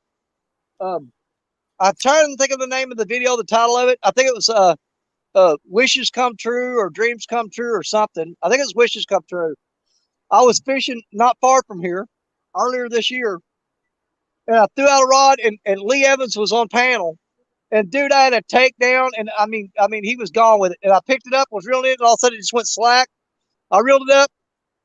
My snell knot had come untied. At the time, I thought it had broke, but come to find out, it come untied. And yeah, you can tell by looking at your line whether it came untied or if it broke. Yeah, because it was a clean cut. It looked like he cut it with scissors. But Lee hung around for like 5 minutes, then he left. And NJ Fishing Maniac, Mark came in. And this, keep in mind now, this is like 5 minutes later. And I was sitting there retying the line. And I told Mark, I said, man, if I had one wish right now, I wish I could throw out there, catch that fish, and pull him in, and him have my hook in his mouth. Watch the video. Watch the video. Wishes come true. Well, see, now I don't have to watch the video. You told me the ending. You told me the ending, Danny. I don't have to watch the video now. But you got to see it. Because here, you got to see the Danny Stone reaction, though. You can't, just me telling you the story don't mean nothing. It's a really short video. You're going to love it. But my main point, here's the thing. I'm not trying to get you to watch my video. It's to pump you up and let you know, don't be afraid to dream. Don't be afraid to wish, because sometimes you get what you want. Unlike right now, I was wishing for a fish and it just ain't happening. And more of getting what you want needs to happen in this world. See, now I tightened all them rods up, and the current was pulling that way, and they were just tight as they could be, and the tips of the rods were bent over. Now the current shifted, and they're all dropping slack. Now they're all tightening up and going that way. So they're just shifting back and forth out there, back and forth. And in response to your video, S&T said you got to get the full Danny Stone effect. That is what I'm saying. Because there's nothing like seeing it actually happen versus me telling you about it. Because you know me, I'm going to get stupid. No, not you, Danny. I put 100% into the crazy when I'm actually doing it. Telling people about it later, you just can't get the full effect. But Sharina says those goober time hooks look like something I should get. So I might have to look into those. If we can get one of the moderators to put out a link for those. And like I said numerous times, folks, hit that thumbs up for Danny Stone. He's got no quit in him. Bad Danny's still out fishing. Hit that thumbs up. Subscribe if you haven't. And if you are subscribed, thinking about hitting that channel membership, help Danny Stone out. Because we don't ever quit fishing, and we just postpone it for another day. Yes, we always just say, okay, we're going to conclude this later. S&T said love his videos, can't stop laughing while watching them. Well, I appreciate it, man. That's my biggest thing is if you can't catch fish, at least have fun not catching them.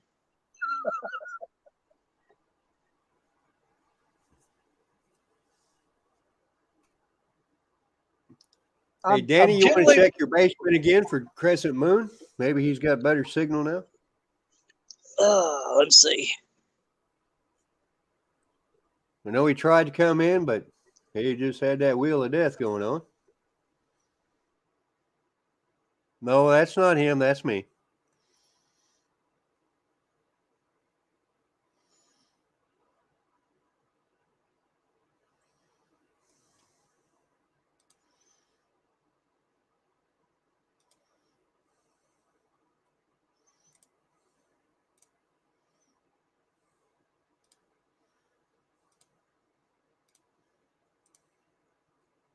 No, that's a better avatar. It's spelled better that time.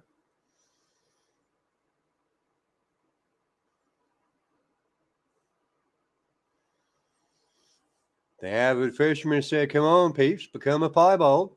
Yeah, I kicked myself out. Yeah, I was wondering about that. I was trying to say exit solo, and I hit remove from stream. Fishing for Whisker said the video is actually titled Never Be Afraid to Wish. That's it. Yep. No, he's not in the basement. I'm going to drop the link again for him. All right. I know he tried to come in, but he looked like he had signal issues. And that link's up there for anybody that wants to hop up and say howdy. Yeah, Dallas Libert came in. Dallas Libert came in. Say howdy, y'all. Hey, Dallas. Yeah, anybody wants to just come up and hang out, I don't care. That's how I got here. Thought I'd come up and help you read chat since you're having difficulty there with the sun and the new case. I can never, man. I just can't see that crap at all. I have to cut my hands over it. And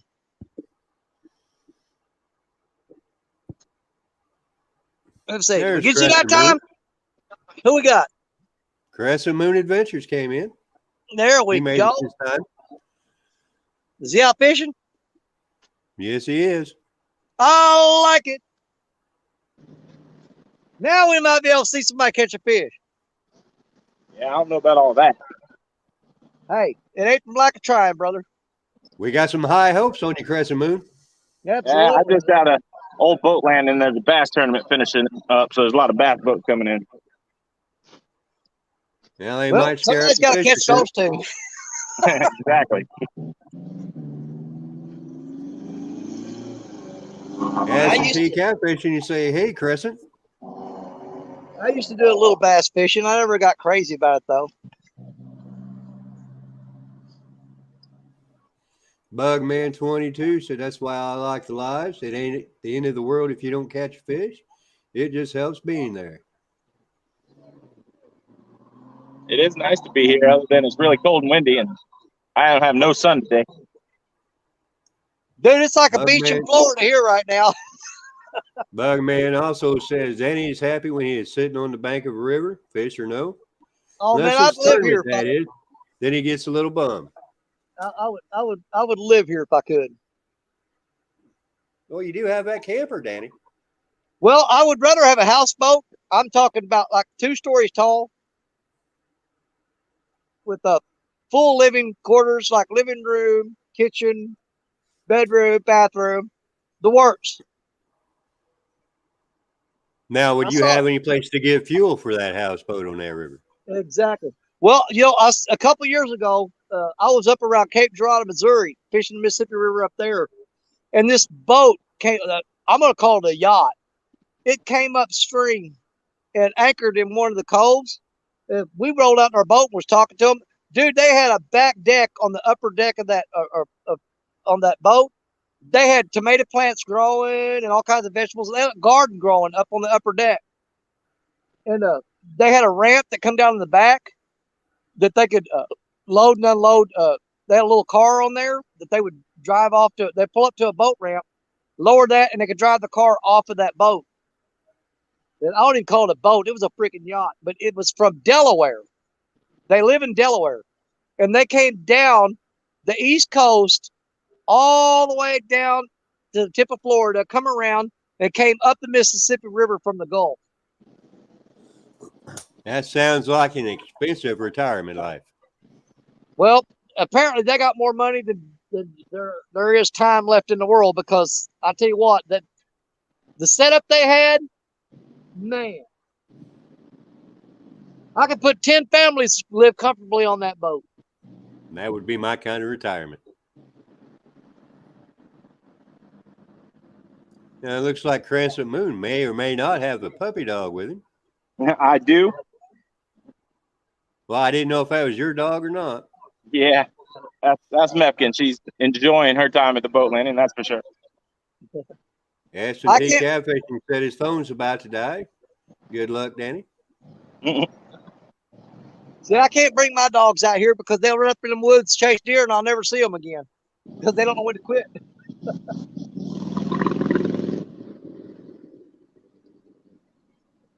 CFM's Queen says this is actually called fishing, not catching. I totally agree. Well, we've been fishing all day. Danny Stone's been a busy man today. We've had a heck of a day. Sticking trucks.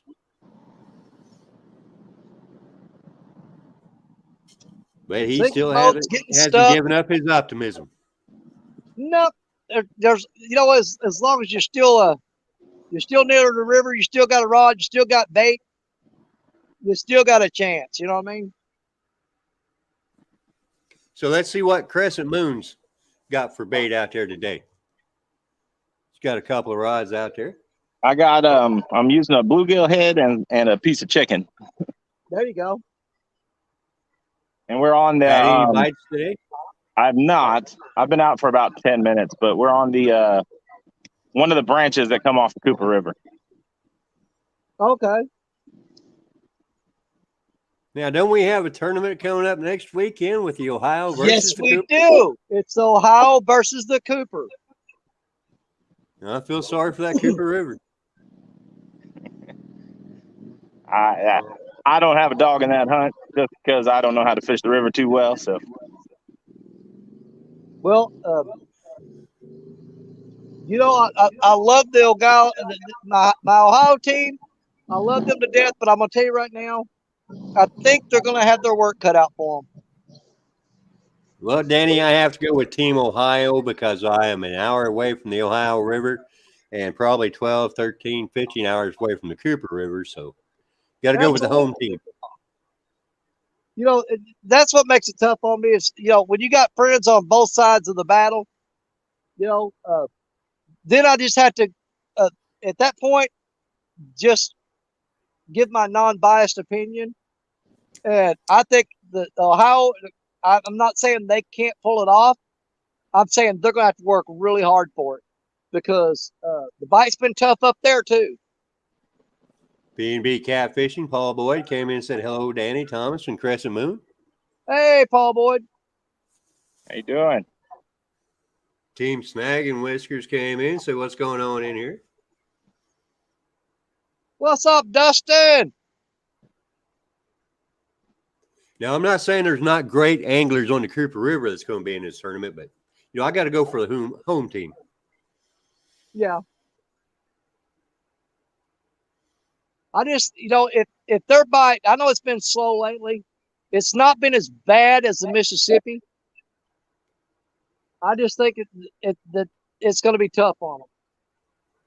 Team Snag and Whiskers says, what's going on, Danny, brother? Oh, we're just sinking boats, getting trucks stuck, and not catching fish. Average Danny Stone day. Yep. We almost sunk the boat this morning. Then I wound up getting my four-wheel drive stuck high-centered on a road in a field. And got stuck, had to call to get pulled out, and then we wound up here. And it's still waiting on the first fish. Yep. We've had a couple little peck bites, but nothing really to get excited about. Captain Morgan saying, go Tennessee River.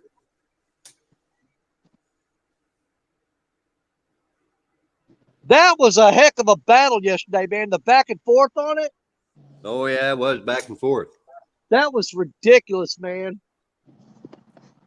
And Team Snag and Whiskers said, my 8.19 pound catching brother. Yep. And hey, I don't know how many of you guys noticed, but you know, me and Stan too, man, we're pretty tight. I mean, we're real good friends. And if you totaled up the 3 fish that Stan caught that he counted, do you remember what his weight was? I believe it was 8.19 pounds. 8.19.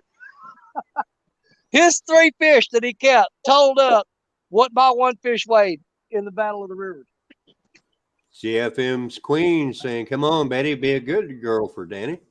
She needs to. One of them need to go down. Well, right now I'm thinking it's going to probably take a couple weeks, but with the river coming up, it's coming back up, so it's getting back to where it needs to be. But with the cold weather hitting, it's probably going to take a week or two for everything to stabilize, and we might start getting back on fish then. But Dustin was saying Stan was on the boat with him, and Bugman said that Stan caught a flathead bigger than the 3 he had yesterday. Yeah.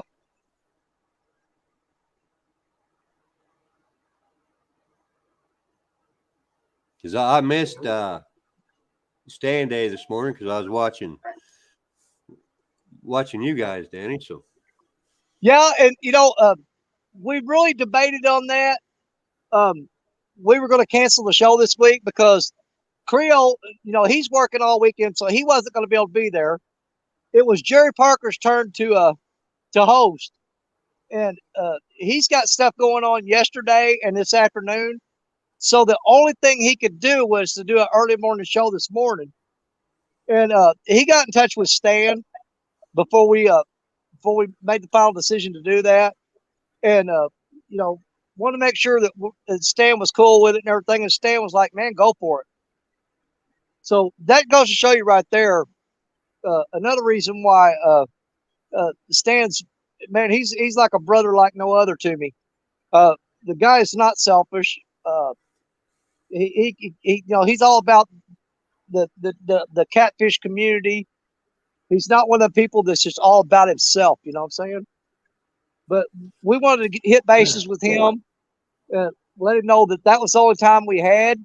But if he was uncomfortable with it, we wouldn't do it. And he wouldn't have no part of it. He said, "No, you guys do the show. Do it." Bugman said he didn't know you guys were live this morning. He didn't get his notification.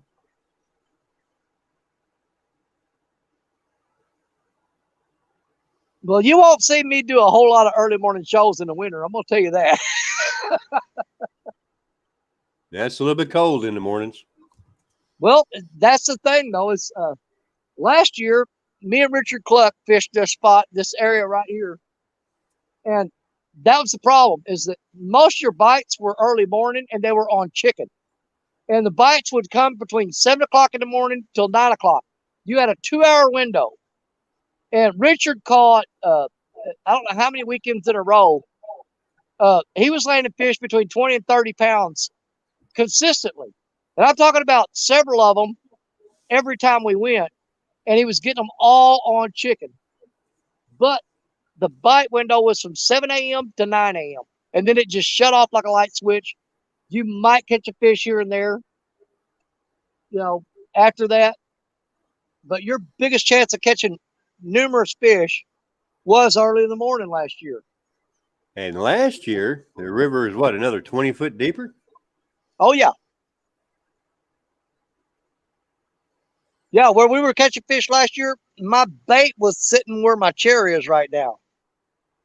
We were way up there.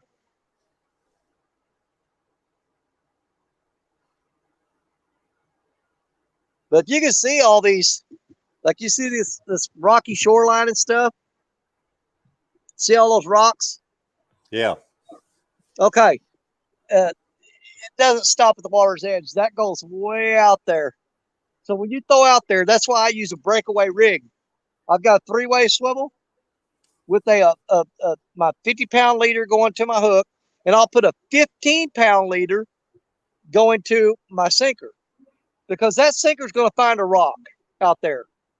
It's inevitable. It's going to happen. But it'll wedge in that rock, and it'll hold that bait against that current right to that spot. You got your bait tied up higher up the line, so it sits there just twirling and spinning in the current until a fish grabs it. Once fish grabs it, he'll break that sinker off and bend the rod down, and then you just reel him up. But Bugman has a story for how nice a guy that Two Stands is. He said last year he was bang fishing and asked Stan about the dimensions of some rod holders he had made. Said at CatCon, Stan got with him and said, "Come with me." And before he left, and went out to the car and gave him 2 rod holders he had made. Nice.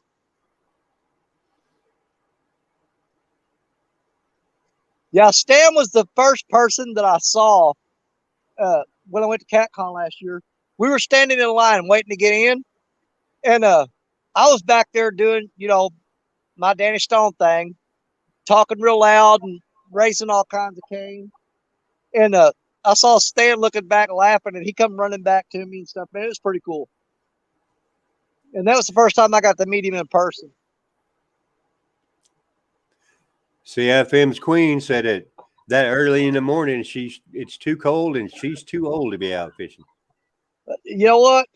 It's catching up with me. You won't see me doing a lot of it. Missy Kennedy said, you have a fishing addiction when there's hooks lying on your nightstand. Yep. Now, when I go to CatCon this year, I got to work that Friday, and I'll get off work at 4 o'clock. And I'm going to run home, change clothes. My wife's going to have the suitcases, everything packed in the car and ready to go. So we're going to be driving for 5 hours. So we won't get to Louisville. It's about 10 or 11 o'clock Friday night. So we're basically going to miss the first day. But we'll be there bright-eyed and bushy-tailed Saturday morning. And I'm hoping that we can do what like we did last year and hook up with some of the people in the hotel the night before and hang out with them. I know last year we went up to Michael Murillo's room on the first night. And, man, hanging out with Michael Murillo and Art from the One Ton Fishing Club. LG Bass was there. Michael Murillo's sister, Trish, she was there. And we were all hanging out together in Michael's room, man, and we had a fantastic time hanging out together.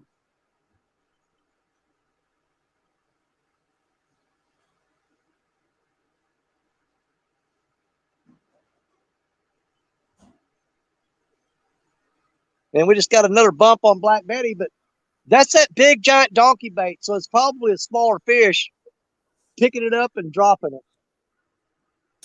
But it did thump pretty hard. Yeah, Serena and I didn't make it there last Friday.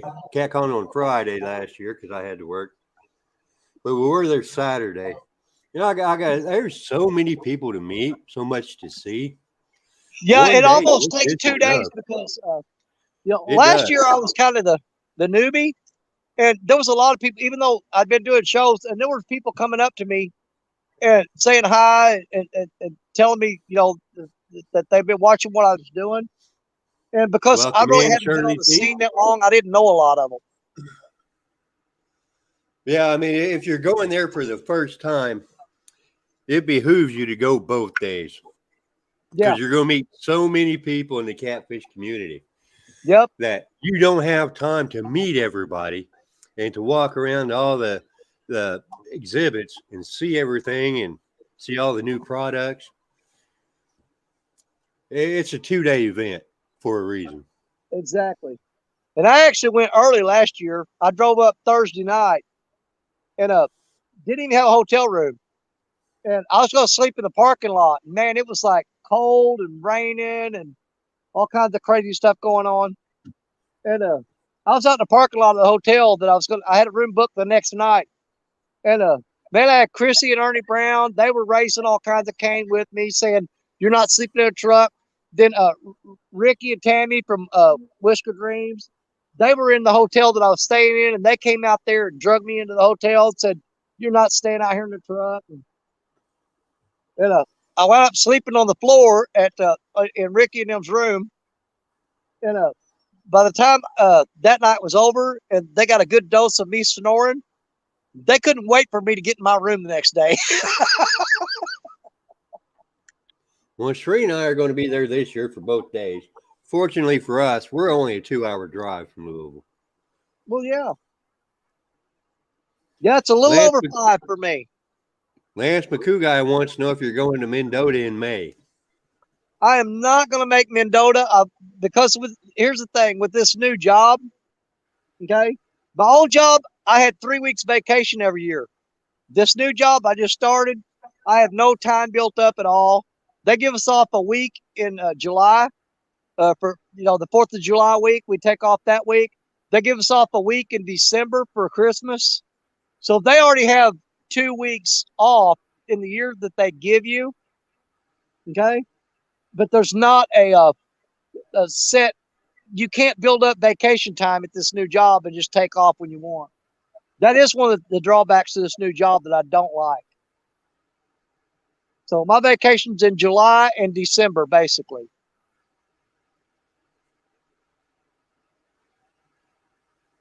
Which is the worst times to go to Florida, which we used to go to Florida every year for a week. But July and December wouldn't be bad because they got, man, down there on the Florida coast up in the Panhandle. Dude, that is an awesome place to spend Christmas. But if we did that, we'd be away from the grandkids and stuff like that. And my wife is not letting that happen. That is not going to happen. When Sheree and I go this year, we're going to have a first timer with us. Really? JBT is going to be up here. That's right. He is going to be there.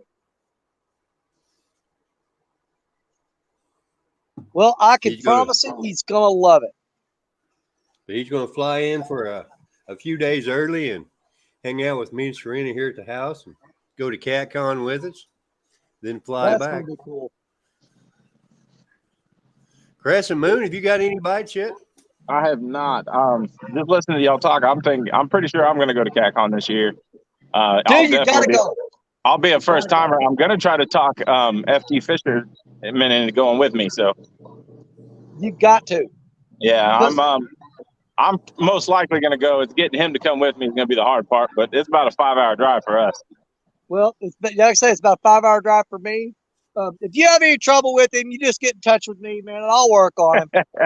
It's not him I'm worried about. It's his other half. Okay, yeah. Well, I can't help you there. I draw the line. I don't battle wives. I don't battle wives. Well, he decided to go pick up some work in Florida, and he's been gone for a couple months. But Martin S. is going to fly in from the UK to be at CatCon this year. Yes, he is. I'm really looking forward to meeting him. Yeah, I think he's going to be busy meeting everybody. Oh, yeah, no doubt about it. Catfish and Fresno's in the house saying hello. Hey, used to be CBA. How you doing? How you doing? You know, but a lot of people ask me, they said, what do you do at CatCon? I said, well, they got vendors up there and you walk around and meet people. And, you know, they start saying, well, you know, what's so great about that? I said, trust me, if you ever go, you're going to be hooked. You're going to want to go every year. Trust me. See, with me being in the fire department, we have the fire department conferences, so I kind of know what to expect. It's just catfish based this time. And you're right. Once you go, you never want to not go again. Exactly. I mean, if I was to miss, I'm already upset that I'm missing the first day, but with work, there's no choice, no option there. Oh, see, Danny, since you're missing Friday, you're going to miss the 3rd annual Golden Whiskers Awards. Oh, God, yeah. Maybe we can talk Kevin and have that on Sunday. Well, you know what? I may pull some strings at work, see if I can't finagle something. But don't you hate it when you get that sudden case of diarrhea and have to call in?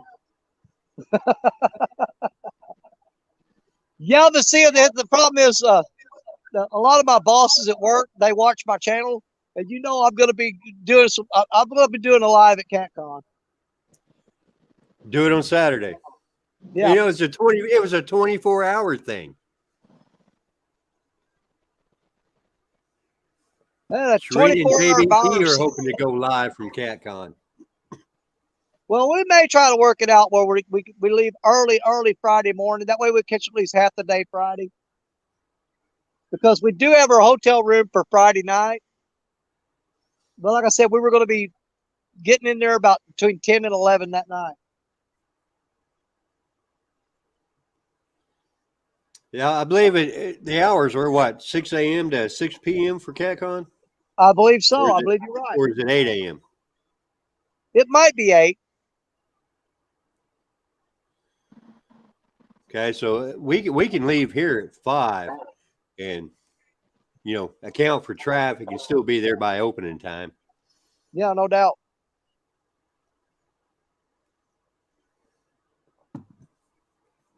Because we thought about doing the hotel thing, but, you know, it's cheaper for us to drive both days than it is to get a hotel room. Oh, no doubt. Even with gas prices, them hotels are not cheap. I think for 2 nights last year, even with the discount, I think I paid like $278 for 2 nights. Yeah, just the one day we went last year, it was just tanking half of gas. Yeah. But you got to keep in mind now that I stayed at the Crown Plaza, which is the hotel right there at CatCon. You can find cheaper hotels around there. But if you're going to do it, you need to do it quick because they are filling up fast. Yes, they are. But see, the one there at the venue is better if you plan on having a few cold snacks, you know, while you're there. Yeah. And you get the shuttle from the hotel at the Crown Plaza. Oh, I wore that shuttle out last year. Then you don't have to pay for the parking. Yeah, the parking is $10 every time you go in there. So if you can get the hotel there at CatCon, they have a shuttle service that takes you over there. It saves you $10 every time you go over there. Yeah, I believe there's going to be a larger YouTubers area this year. Yes, there is. Michael Murillo and Kevin, I think they worked on that because they had us crammed into a pretty small area last year, which we managed with it. It was okay, but we definitely needed more room for the YouTubers, and you're going to need it this year. I promise you. But I believe last year was the first time for the YouTubers booth. Yes, and they underestimated the turnout on it. I'm going to tell you that. And this year, it's going to be, I think it's going to be twice as big with the YouTubers. Because I know there were a lot of YouTubers there and a lot of fans of YouTubers. Oh yeah, man. I mean, that's another cool thing. If you've got a YouTube channel and you're walking around CatCon, it is unbelievable how many people run up to you and shake your hand and want to take a picture with you and stuff. It kind of swells your head up a little bit. You know what I'm saying? Oh, I didn't have that problem last year. But people from all over the country, man, they come running up to you and say, "Oh my God, you Danny Stone?" Yeah. And they go, "You're freaking nut." Yeah, I didn't have that problem, but Sharina did. So that's great for her. Well, see, like I said, because I was so new to the scene, and hold on a second, what's Betty doing? I don't know what's going on there. But because I was new to the scene, even some people that I was subscribed to, I didn't really know who they were because I'd just gotten subscribed to them. Probably hadn't watched a whole lot of their channel, and a whole lot of their content. But like I had Quiet Man Curtis and Eric, they came up to me and was saying hi and stuff. I'll be honest, I had no idea who they were. Didn't know them. And I also had what we got going on here? These rods are starting to bounce. Welcome in, Dave Garcher. Uh, Bugman said he was like you, Danny. He only knew you and a couple other people. Yeah. And Gray's Family Fishing, they came up and I met them, didn't know who they were. I know them now, and I'll know a lot more people this year because I've had time to subscribe to their channels, watch their content, get to know them. So it's going to be way more fun. Yeah, Trina had lots of people meeting her, and she was, doing the same thing. She's going around meeting other people, not just, waiting for people to come meet her. Yeah, she got to judge the fish fry contest and all that. Yeah. Then she got to meet Dieter there, surprised her, and nobody got it on film for her. So I'm gonna have to have my camera ready this year. I actually got there the Thursday night before. So I was there for both days. And that whole time I was there, that just tells you how big it was. I never ran into Dieter once in 2 days. Well, he had an area backstage somewhere where he's doing stuff. Because Serena had asked him if he's going to be there, and he said he didn't have time. But then she's sitting there with fishing and stuff, and he comes up and surprises her. And well, she just about pulled that man over the table. Yeah. See, like last year, Keith from Fishing and Stuff, I ran up to him, was shaking his hand and stuff, and he was like, freaked out by me and stuff. He had no clue who I was. But I promise you he knows who I am now. He didn't know me then. He knows me now. Keith is a great guy, too. Yeah. He's seems to be a whole lot more shy than he is on his videos. You know what? I would agree with that.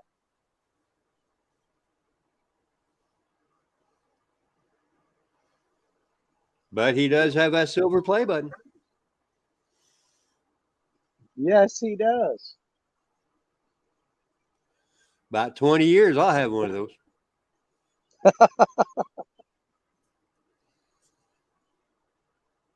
I don't know if I'll live long enough to get one of those. I probably won't either.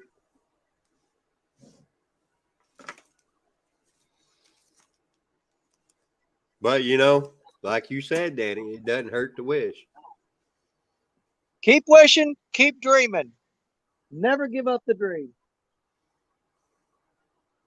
But you know what? I consider myself, my biggest success on YouTube is how many freaking friends I've got now that from YouTube. Once you got to meet all these people and got to know who they are, you know, you kind of develop that bond with them. To me, that's bigger than any award or monetization or anything. It's just, man, the number of people that come into your life and become a part of it. And I know that sounds cheesy and corny, but man, I wholeheartedly believe that. I'm very thankful and grateful for that every day. Avid said he's old as dirt and still doesn't have a silver play button. I got some silver hair growing, but I ain't got no silver play button. I don't know if we would call that silver just yet. Well, we're getting there.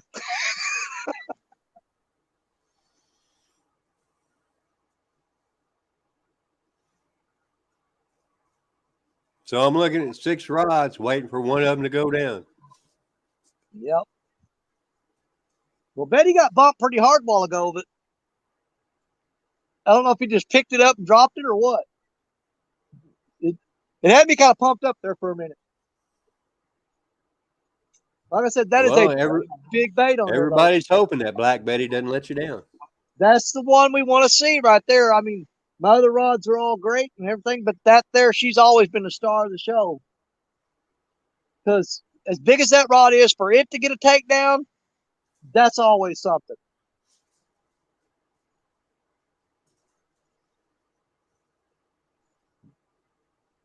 That's why I love taking her to Florida.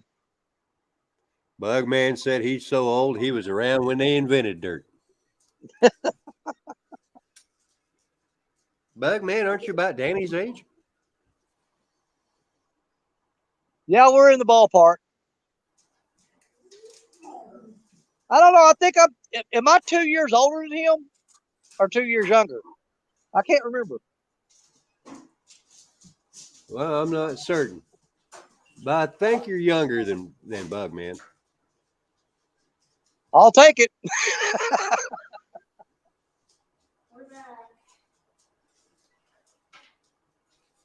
Bugman said he'll be 59 or 60 in February. So he's 2 years older than me.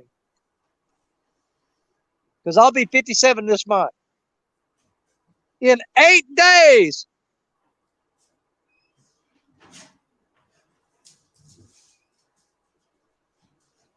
So in 8 days, is there going to be a fishing adventure on Danny Stone's channel? I don't know. What day will that be on? I believe a Monday. Nope. Because Danny will be working all day long. And when he gets home from work, Danny don't do nothing. And when I come in from work now, the shoes come off. I throw on my gym shorts and I hit the couch, and that's as far as I get. Captain Morgan says try 66 on for a while. I'm getting there, buddy. I'm coming. Give me time.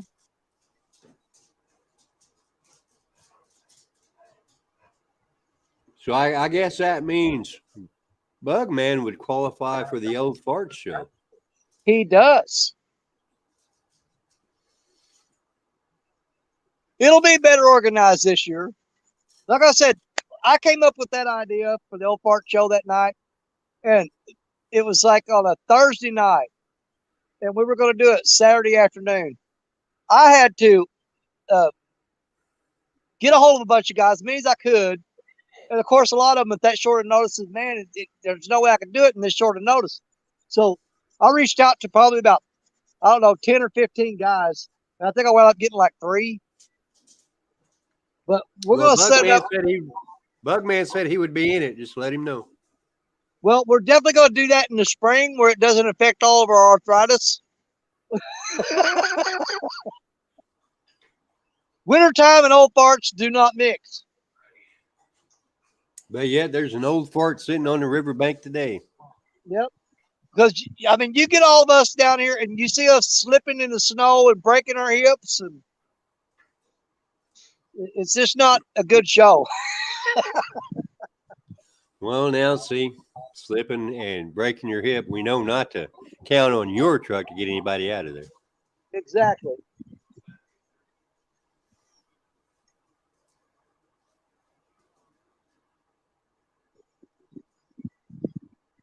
So, Danny, Now, we know you got the Lisa rod out and you got Black Betty. But, Danny, we know you got the Lisa rod out and Black Betty. What are the names of the other two? Okay, we're going to start right here. Of course, you know, Black Betty. She's my most famous rod, the 16-footer. Next to that is the Muddy River rod.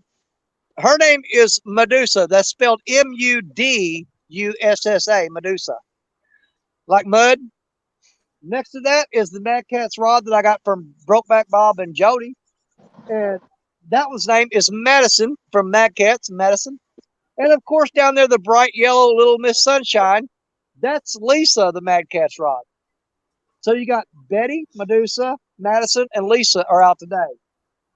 And of course, sitting over here, we ain't got her out, but this is the rod that I got from Michael Murillo at CatCon. It is a Chopsticks 2.0. It has a ancient reel that I bought at CatCon on here. And we got this from Michael Murillo. He gifted it to me at CatCon. But as you know, we don't name our rods boy names. We give them girl names. So this rod is Trish, which is Michael Murillo's sister. So that is Trish Murillo. The Michael Murillo rod is Trish. Or you could have gone with Lauren. Do what? Could have went with Lauren. I could have, but I met Trish at CatCon. We really hit it off. She impressed me as a really cool person. And so at that time, I said that rod's got to be called Trish. Now, see, Missy Kennedy said that's the problem right there. All those rods are lonely. Well, we've got one rod named Bob. Well, maybe Bob needs to be out there in the mix. Well, Bob likes saltwater fishing more than anything. He does make an appearance every now and then, but I've used Bob a lot out here for snag. We'll put on a big treble hook with a weighted hook on it, and Bob loves to snag carp. That's Bob's number one job. So Bob will be making an appearance next month when we start using Asian carp for our primary bait, because we'll be using Bob to get those carp. And see, them girls will have somebody show off for it. Yep. Well, I don't know what happened. I had them in the back of the truck together one time. I had Betty and Bob back there, and there was some kind of a falling out going on or something. So she generally don't like Bob anywhere near her. I didn't get into it too much. I figured their business, not mine. I just let them work it out. You know what I mean? Well, they're going to have to eventually. Well, they're going to be in the back of the truck together again. Well, she's always on the driver's side and he's on the passenger side in the bed. So she don't want him nowhere near her. I don't know. Something about Bob just really ticks Betty off. First off, he's a 13-foot Akuma, which means he's 3 foot shorter than Betty. But he's the second longest rod that I've got. Betty don't like the big rod competition. She wants to be the girl. She wants to be the star of the show. She has no problem with these other rods that are 7 foot, 7.5 foot. They know their place and they stay there. All right, Danny, I appreciate you letting me come up on panel. This bass tournament's about to do their way out, so it's going to get busy right here. So I'm going to pack it up. I appreciate you again. Everyone, y'all have a good day. Anytime, brother, anytime. Let me see what time it's going. I'll be doing it more often. Thank you. Okay, you're welcome anytime.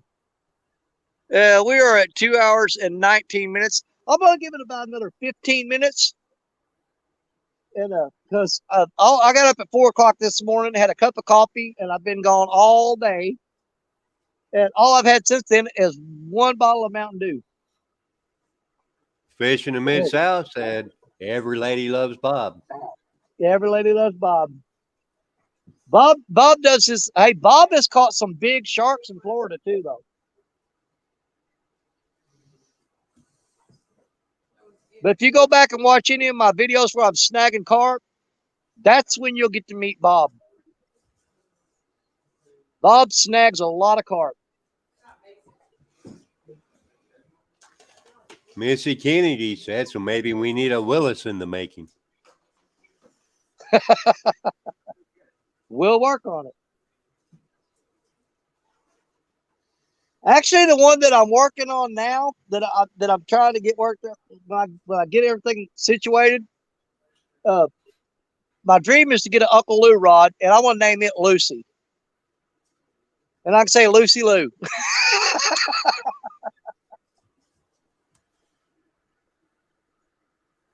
Okay, you get that Uncle Lou rod. What reel you gonna put on? You know, for Uncle Lou, I think I would probably have to go with one of my Abus. Abu is my favorite reel. The next one after that is the Ancient Mariner. And the reason I like Ancient Mariner is because they are super high quality. Man, they cast like a dream. But they have something that most other reels don't have. Not that I know of anyway. And that is a lifetime warranty. And you can get Ancient Mariner reels at triplecityanglers.com or haslifefishing.com. Use DSO20 and get 20% off that Ancient Mariner reel. Fishing the Mid-South has a question, Danny. What snagging hooks do you use? He has a couple, but they don't seem to be very sharp. Well, what I do generally for a snagging hook, I'll buy 14-aught treble hooks. Now, I've got a mold that I set those hooks down into, and I'll melt some lead in my lead pot, and I'll pour it down in there on that hook, and the weight will actually be on the hook shank. And you pull it out of that mold, and the eye is clear, but it's got weight, lead weight inside the shank to weight that hook so you don't have to add weight to it. And that's how I make my snag hooks. You can buy them already made like that. Excuse me. But if you've got a lead pot, lead, and the mold, it's a lot cheaper just to buy the hooks and make the weighted hook yourself. Missy Kennedy said, and again, another girl. Those ladies need a man in their lives, Danny. Well, this is a feminist bunch here.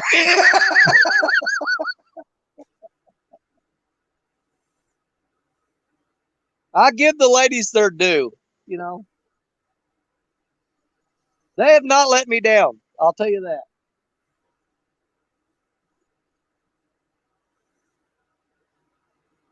Well, maybe they just aren't feeling the cold today, Danny. Well, like I said, this river it's in a transitional stage right now. It's coming up. The weather's changing. As you already know, we were fighting a drought all summer long. The fishing was absolutely horrible. Worst I've ever seen. Like I said, I'm going to be 57 this month. I've been fishing this river for 46 years. This year, this summer, was absolutely, without a doubt, the worst year for fishing that I've ever seen in my lifetime. Shirley T said those rods get enough sweet talk from Danny. I do. I take care of them. I do chuck them in the back of the truck, though, just like a epic Tim Scott, epic catfishing. He said, man, if you saw some of the abuse my rods go through, he said, you'd cry. But they ride in the bed of the truck, just boom, throw them back there. I think it gives them character. Toughens them up.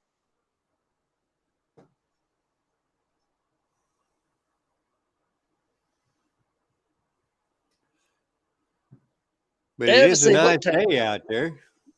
Little cold, water's a little low, but it's still a nice looking day. The sun's shining. It's fairly comfortable. I pitched my jacket a long time ago, my coat. I was freezing to death this morning. But mostly when we were running in that boat, oh my God, that was unbearable. Yeah, I seen you was all bundled up when you was headed back to the boat ramp. It's pretty bad. I had the wind blowing behind my glasses, and I had tears flowing out from my eyeballs getting so cold. Let's see what time we got. How long we've been on here? It's 2:48. Okay. And I've been live for 2 hours and 25 minutes.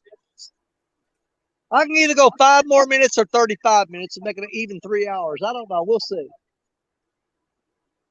I just don't see it picking up none. Guess it's going to depend on if one of those rods get a nibble in the next 5 minutes. Yeah, because I spent all day out here. And I've done it before, though. Sit here all day. And right when I get ready to pack up, boom, nice fish on the rod. Yeah, I've fished long enough that I've been out 8 hours before I've caught a fish. Oh, me too. We did an episode of River Rats. I think it was the very first episode, and I hosted it. And we did, I don't know, I think like 4 hours, and the rest of the guys got off there and left, and I kept the show going, and we went 13 hours.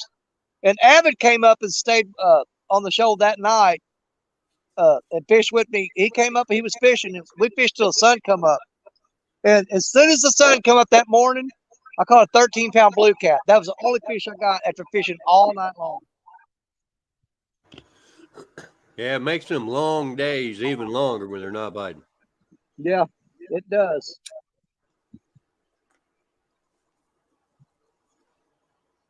But a lot of times persistence will take off.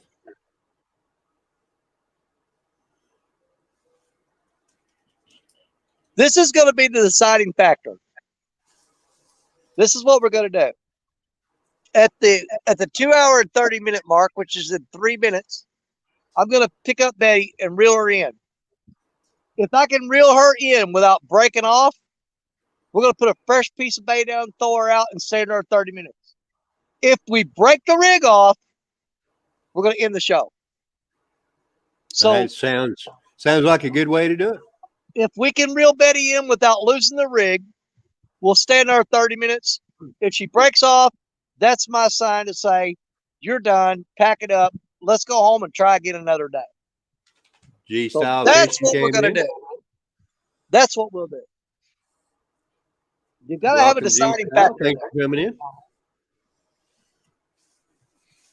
So here in about, it's really hard to see the screen. 2 minutes, 2:51. 2 minutes, we're going to reel Betty in. If we can reel Betty in without breaking her off, we're going to put a fresh chunk of skipjack on there, and we'll stay at 30 more minutes with Betty out there trying to do her thing. Now, if you put a fresh piece of bait on Black Betty, are you going to check the other 3 or just leave them as they are? That water is super cold. We just freshened up that bait on that rip rod there a while ago. The other 2 rods have not been bit. They haven't had a bite. So I know the bait's still there. And as hard as skipjack is to come by right now, I mean, I had to drive 50 miles. I had to drive 50 miles yesterday to go buy skipjack for me and Richard Cluck today. When it gets water cold like that, you're extremely conservative with it. Does it maybe cost you bites and fish because you're not freshening the bait up? Probably. But you got to realize that if you just go through that bait really fast and you're throwing it in the water and putting new bait on, throw it in the water and get rid of it, the bait costs too much and it's too hard to come by to be just blowing through it like that. Exactly. G-style fishing said, break it or make it. Captain Morgan said, let's make a deal. There you go. It's 2:52, another minute to go. Well, you let me know when that minute's up. We'll reel Betty in and we'll find out. Are we standing there 30 minutes or are we packing up and going home? Well, I'll do that. Well, she's got a Triple City spook on her, so that'll keep the rig up out of the rocks, which increases our odds of not getting hung up. Now, if we break the weight off, that doesn't count. If we lose the rig, we're done. Oh, well, then you're probably going another 30 minutes. Good chance. But I did break off a Triple City hook, spook, weight, swivel, all of it. I lost it all today once.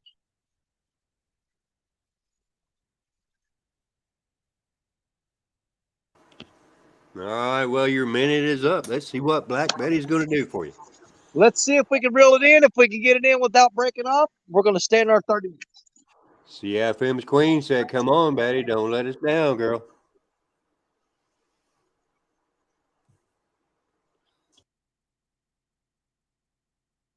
Oh, she's hung up.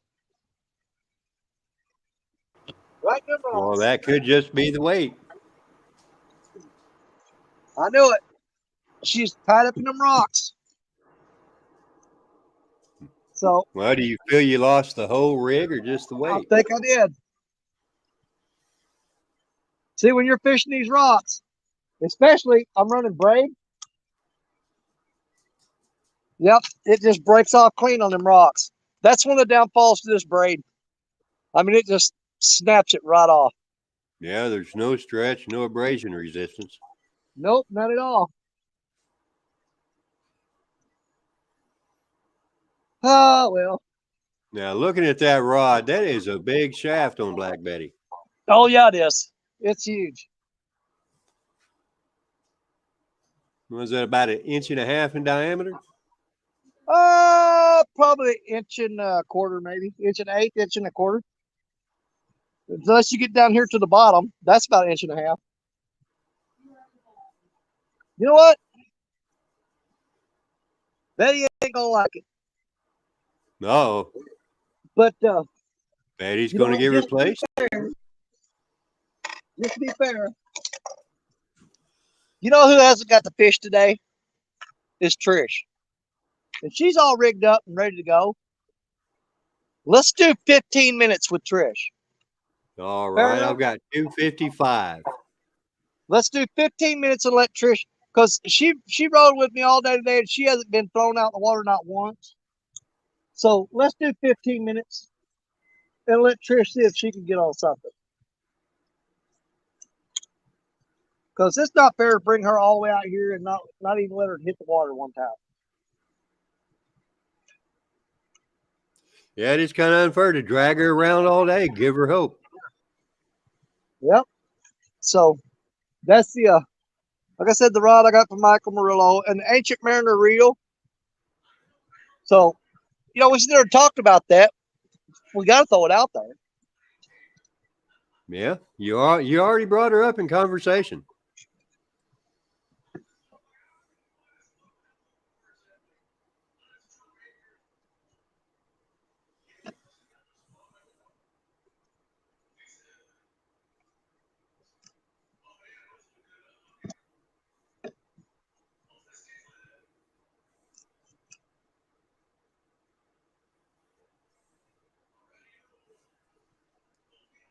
Now, Danny, are we going to go with the time starting from when you get Trish in the water or from the time you decide to throw her out?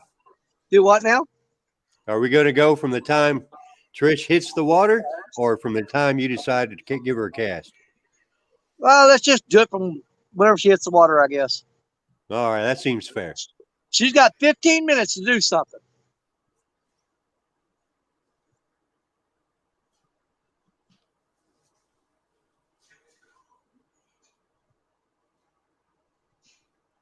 All right, folks, give Danny Stone that thumbs up for going another 15 minutes. Subscribe if you haven't, and consider becoming a channel member. Help support Danny Stone's channel. Maybe he'll buy a Fred. Give them ladies some companionship.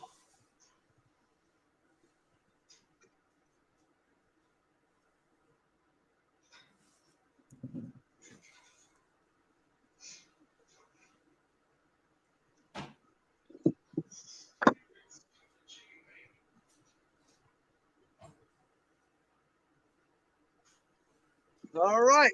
So she got 15 minutes to get something done, and we got a barge going by, so maybe that'll kick up a barge bite. Let's see. Yeah, I tell you what, Danny, I'll start a 15-minute timer. There you go.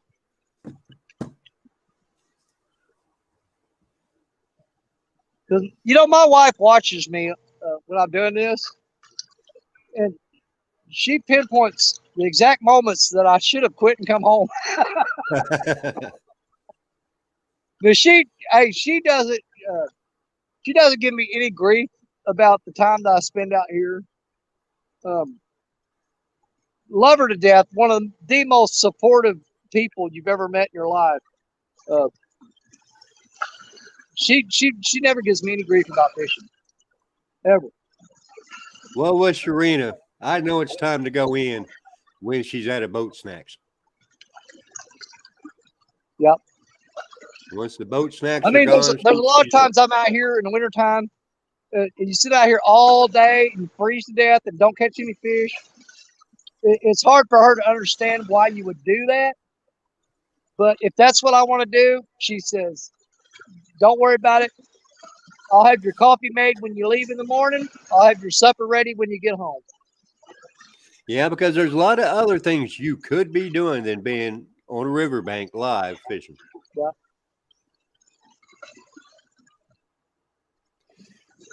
This time of year is about the only time I can go fishing without Sharina. She doesn't like to be cold. Well, I mean, as everybody knows, wintertime fishing is already tougher.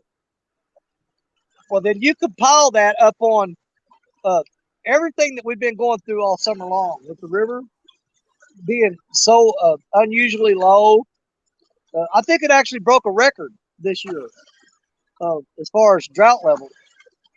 And I would have never dreamed that would have that big of effect on these catfish. Well, with the water being that low, I've got to think that they're going to be in the deepest hole they can find. Well, that's something that's really that's really tore us up too, because we've got a lot of commercial fishermen here. Like I said, and I know you've heard me say this. The commercial fishermen, they know where all those holes are, and they bombarded them this summer. I mean, they went in there and they threw out trot lines. They threw out hoop nets. I had some holes that I went and tried to fish earlier this year, and I would cast out and I would reel in, and I would have 4 different trot lines wrapped up on my line because they got them crisscrossed, interlocked, tic-tac-toe board. And they really put a dent in these fish this year. Fish in the Mid-South said he just got off the phone with the hotel for CatCon, and they only have 3 rooms left. Yes. And which hotel was that? Well, he didn't say which one. Okay. Because I'm going to be at the Crown Plaza. I've already got my room booked at the Crown. Okay, 922 Crappie Barbecue said it's Hank Jr.'s fault. He said the Mississippi is going dry. He did. There's another theory behind that too that me and Richard kind of thought about today. When we were going through with the boat and hitting those holes with the graph, there would be unbelievable, I mean, huge, massive swaths of bait fish all bundled together into that hole. Well, you got to figure, when the river drops, it forces the big fish into those deep holes. Well, it's also forcing all those bait fish there. So you've got an unlimited supply of food for these fish. Right. So anytime they want to eat, it's right there. Then you're throwing out one little piece of bait in the middle of that. But fish in the Mid-South like said you're trying to throw a stuffed olive into a banquet buffet, But fish in the Mid-South said he was on the phone with Crown Plaza. So get in the Crown Plaza, buddy. That's where I'm going to be at.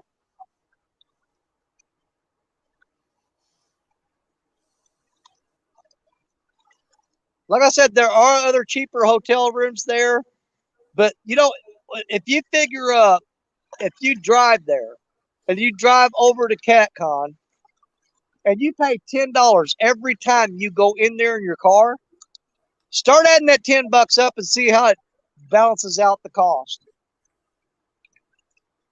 Because I know people that was in and out there like 8 times a day. So or you could park in the parking lot. Times, you just paid $80. Or you could just go in the parking lot, catch the shuttle to the Crown Plaza, and call a taxi. But it still adds up.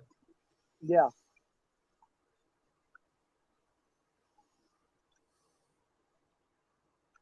But when we get there, I only plan on parking once and leaving at the end of the day. I parked my truck in the Crown Plaza parking lot last year, and it didn't move until the day I left.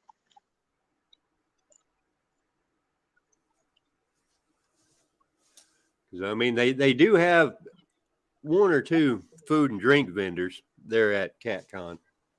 But I'm not going to lie, it's a bit pricey. Yes, it is.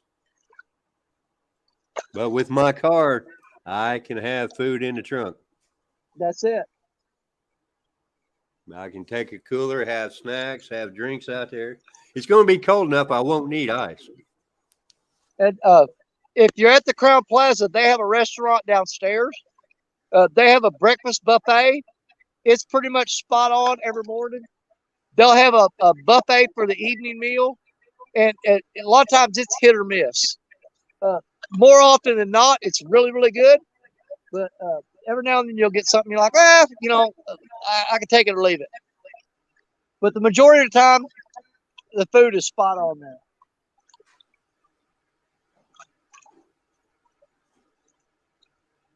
But you can't beat the breakfast buffet. It's good.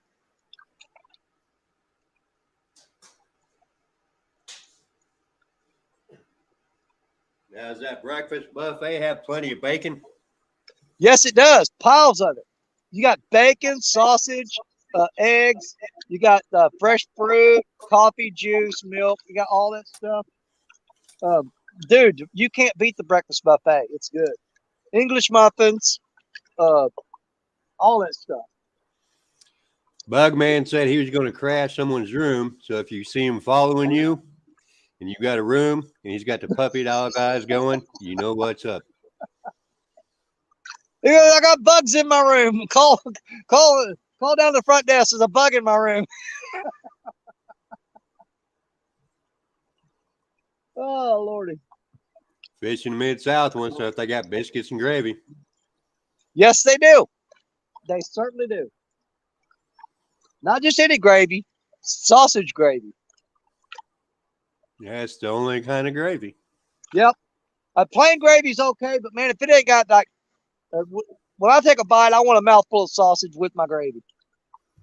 And Bugman said you can also pay for the buffet if you're not staying at the Crown Plaza. Yes, you can. You can come to the Crown Plaza and eat. And there were several of them that did that, because we were downstairs in the restaurant, and Michael Murillo and Kevin Lake and all them, they came in there quite often. John and Dana Parker were staying at the Crown. They came in there.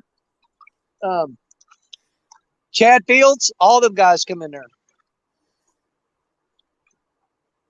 I'm going to give you a safety tip, though. If you go down there to eat breakfast buffet and you see Chad Fields on a table, sit somewhere else, because that boy will elbow the crap out of you. He got to protect that bacon. Got to protect that bacon. Yep.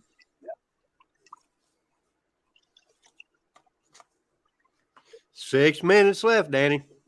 Yep. Trying to eat a meal next to Chad Fields is like trying to eat a meal in a demolition area. That's just a man that enjoys his food.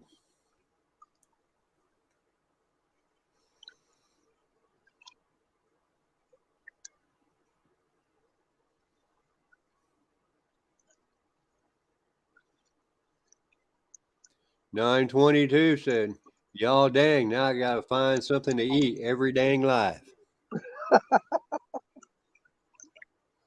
Yeah, that's something about the catfish community. We love fishing and we do love groceries. Well, I'm the exception to that rule because I don't eat a lot. Well, there's been a few in here that they start talking about keto diets and stuff like that. So you had discussions about diets too. No, I don't diet. I just don't eat a lot.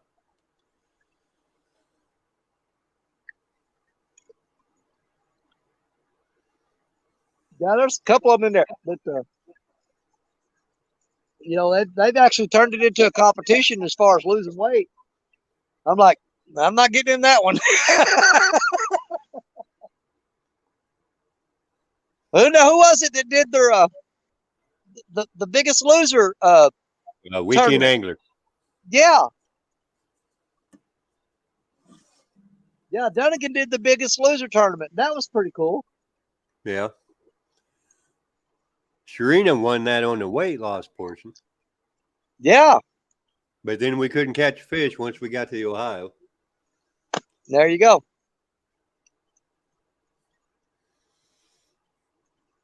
But at that time, the Ohio was flooding. Where I seemed to anchor up, all I kept getting was the trash line as soon as I got anchored. That's going to be the next thing here at the river is you got all the leaves falling off the trees. And after they sit in the water for a while, they get waterlogged and they sink to the bottom. And in the wintertime, you cast out there in that current and you'll reel up and it look like you raked the yard with your line. Because you're sitting there just picking leaves off. And that's one of the downfalls to wintertime fishing in Mississippi is all the leaves floating on the bottom. Then in springtime, all them floods and heavy rains, you get all that debris floating down river. Yep. That's what the issue we had with the Biggest Loser is every time I anchored up, there seemed to be a whole line of trees and stuff coming from somewhere. I had that problem this year too. You'd have to throw your rods out and you had to constantly be looking upstream. And here would come like just a big island of trees and root wads. And you'd have to run and reel all your rods up and let it pass and then throw them back out. It was then hope they don't get caught up in your anchor line. Yeah. Because the current was too strong for me to spot lock.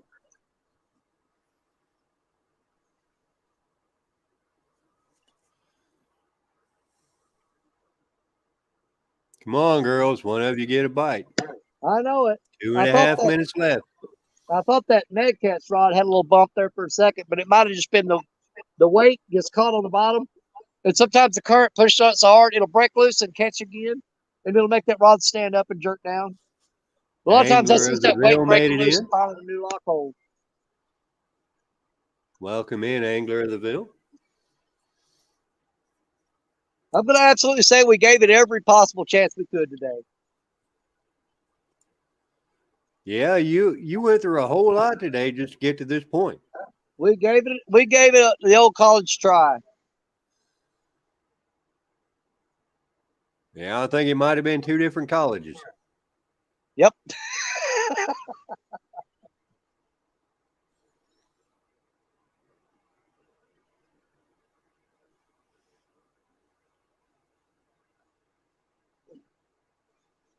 One minute, 33 seconds.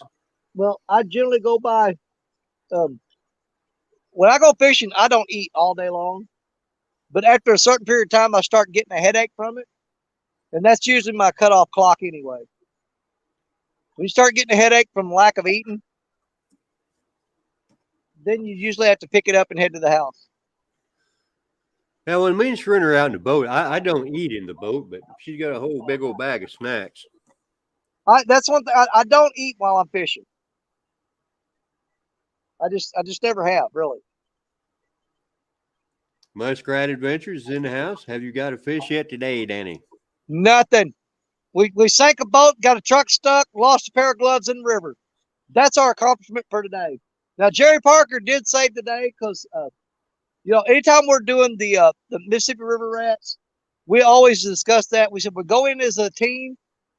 Our goal is to have to never have a skunk show.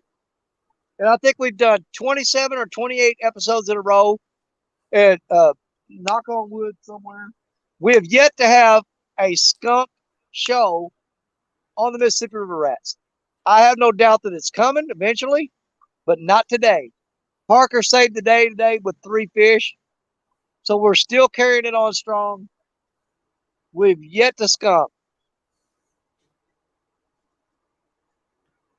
And I've had my turn at being the only one catching a fish. Richard, he's had his turn at being the only one to catch a fish. So is Creole. Is that your There's a phone? 15-minute timer. That's the timer? That was the timer. All right, guys. Well, then I'm going to do it. We're going to pack up and get out of here. Get home. I got to be up early in the morning. I got up extra early today.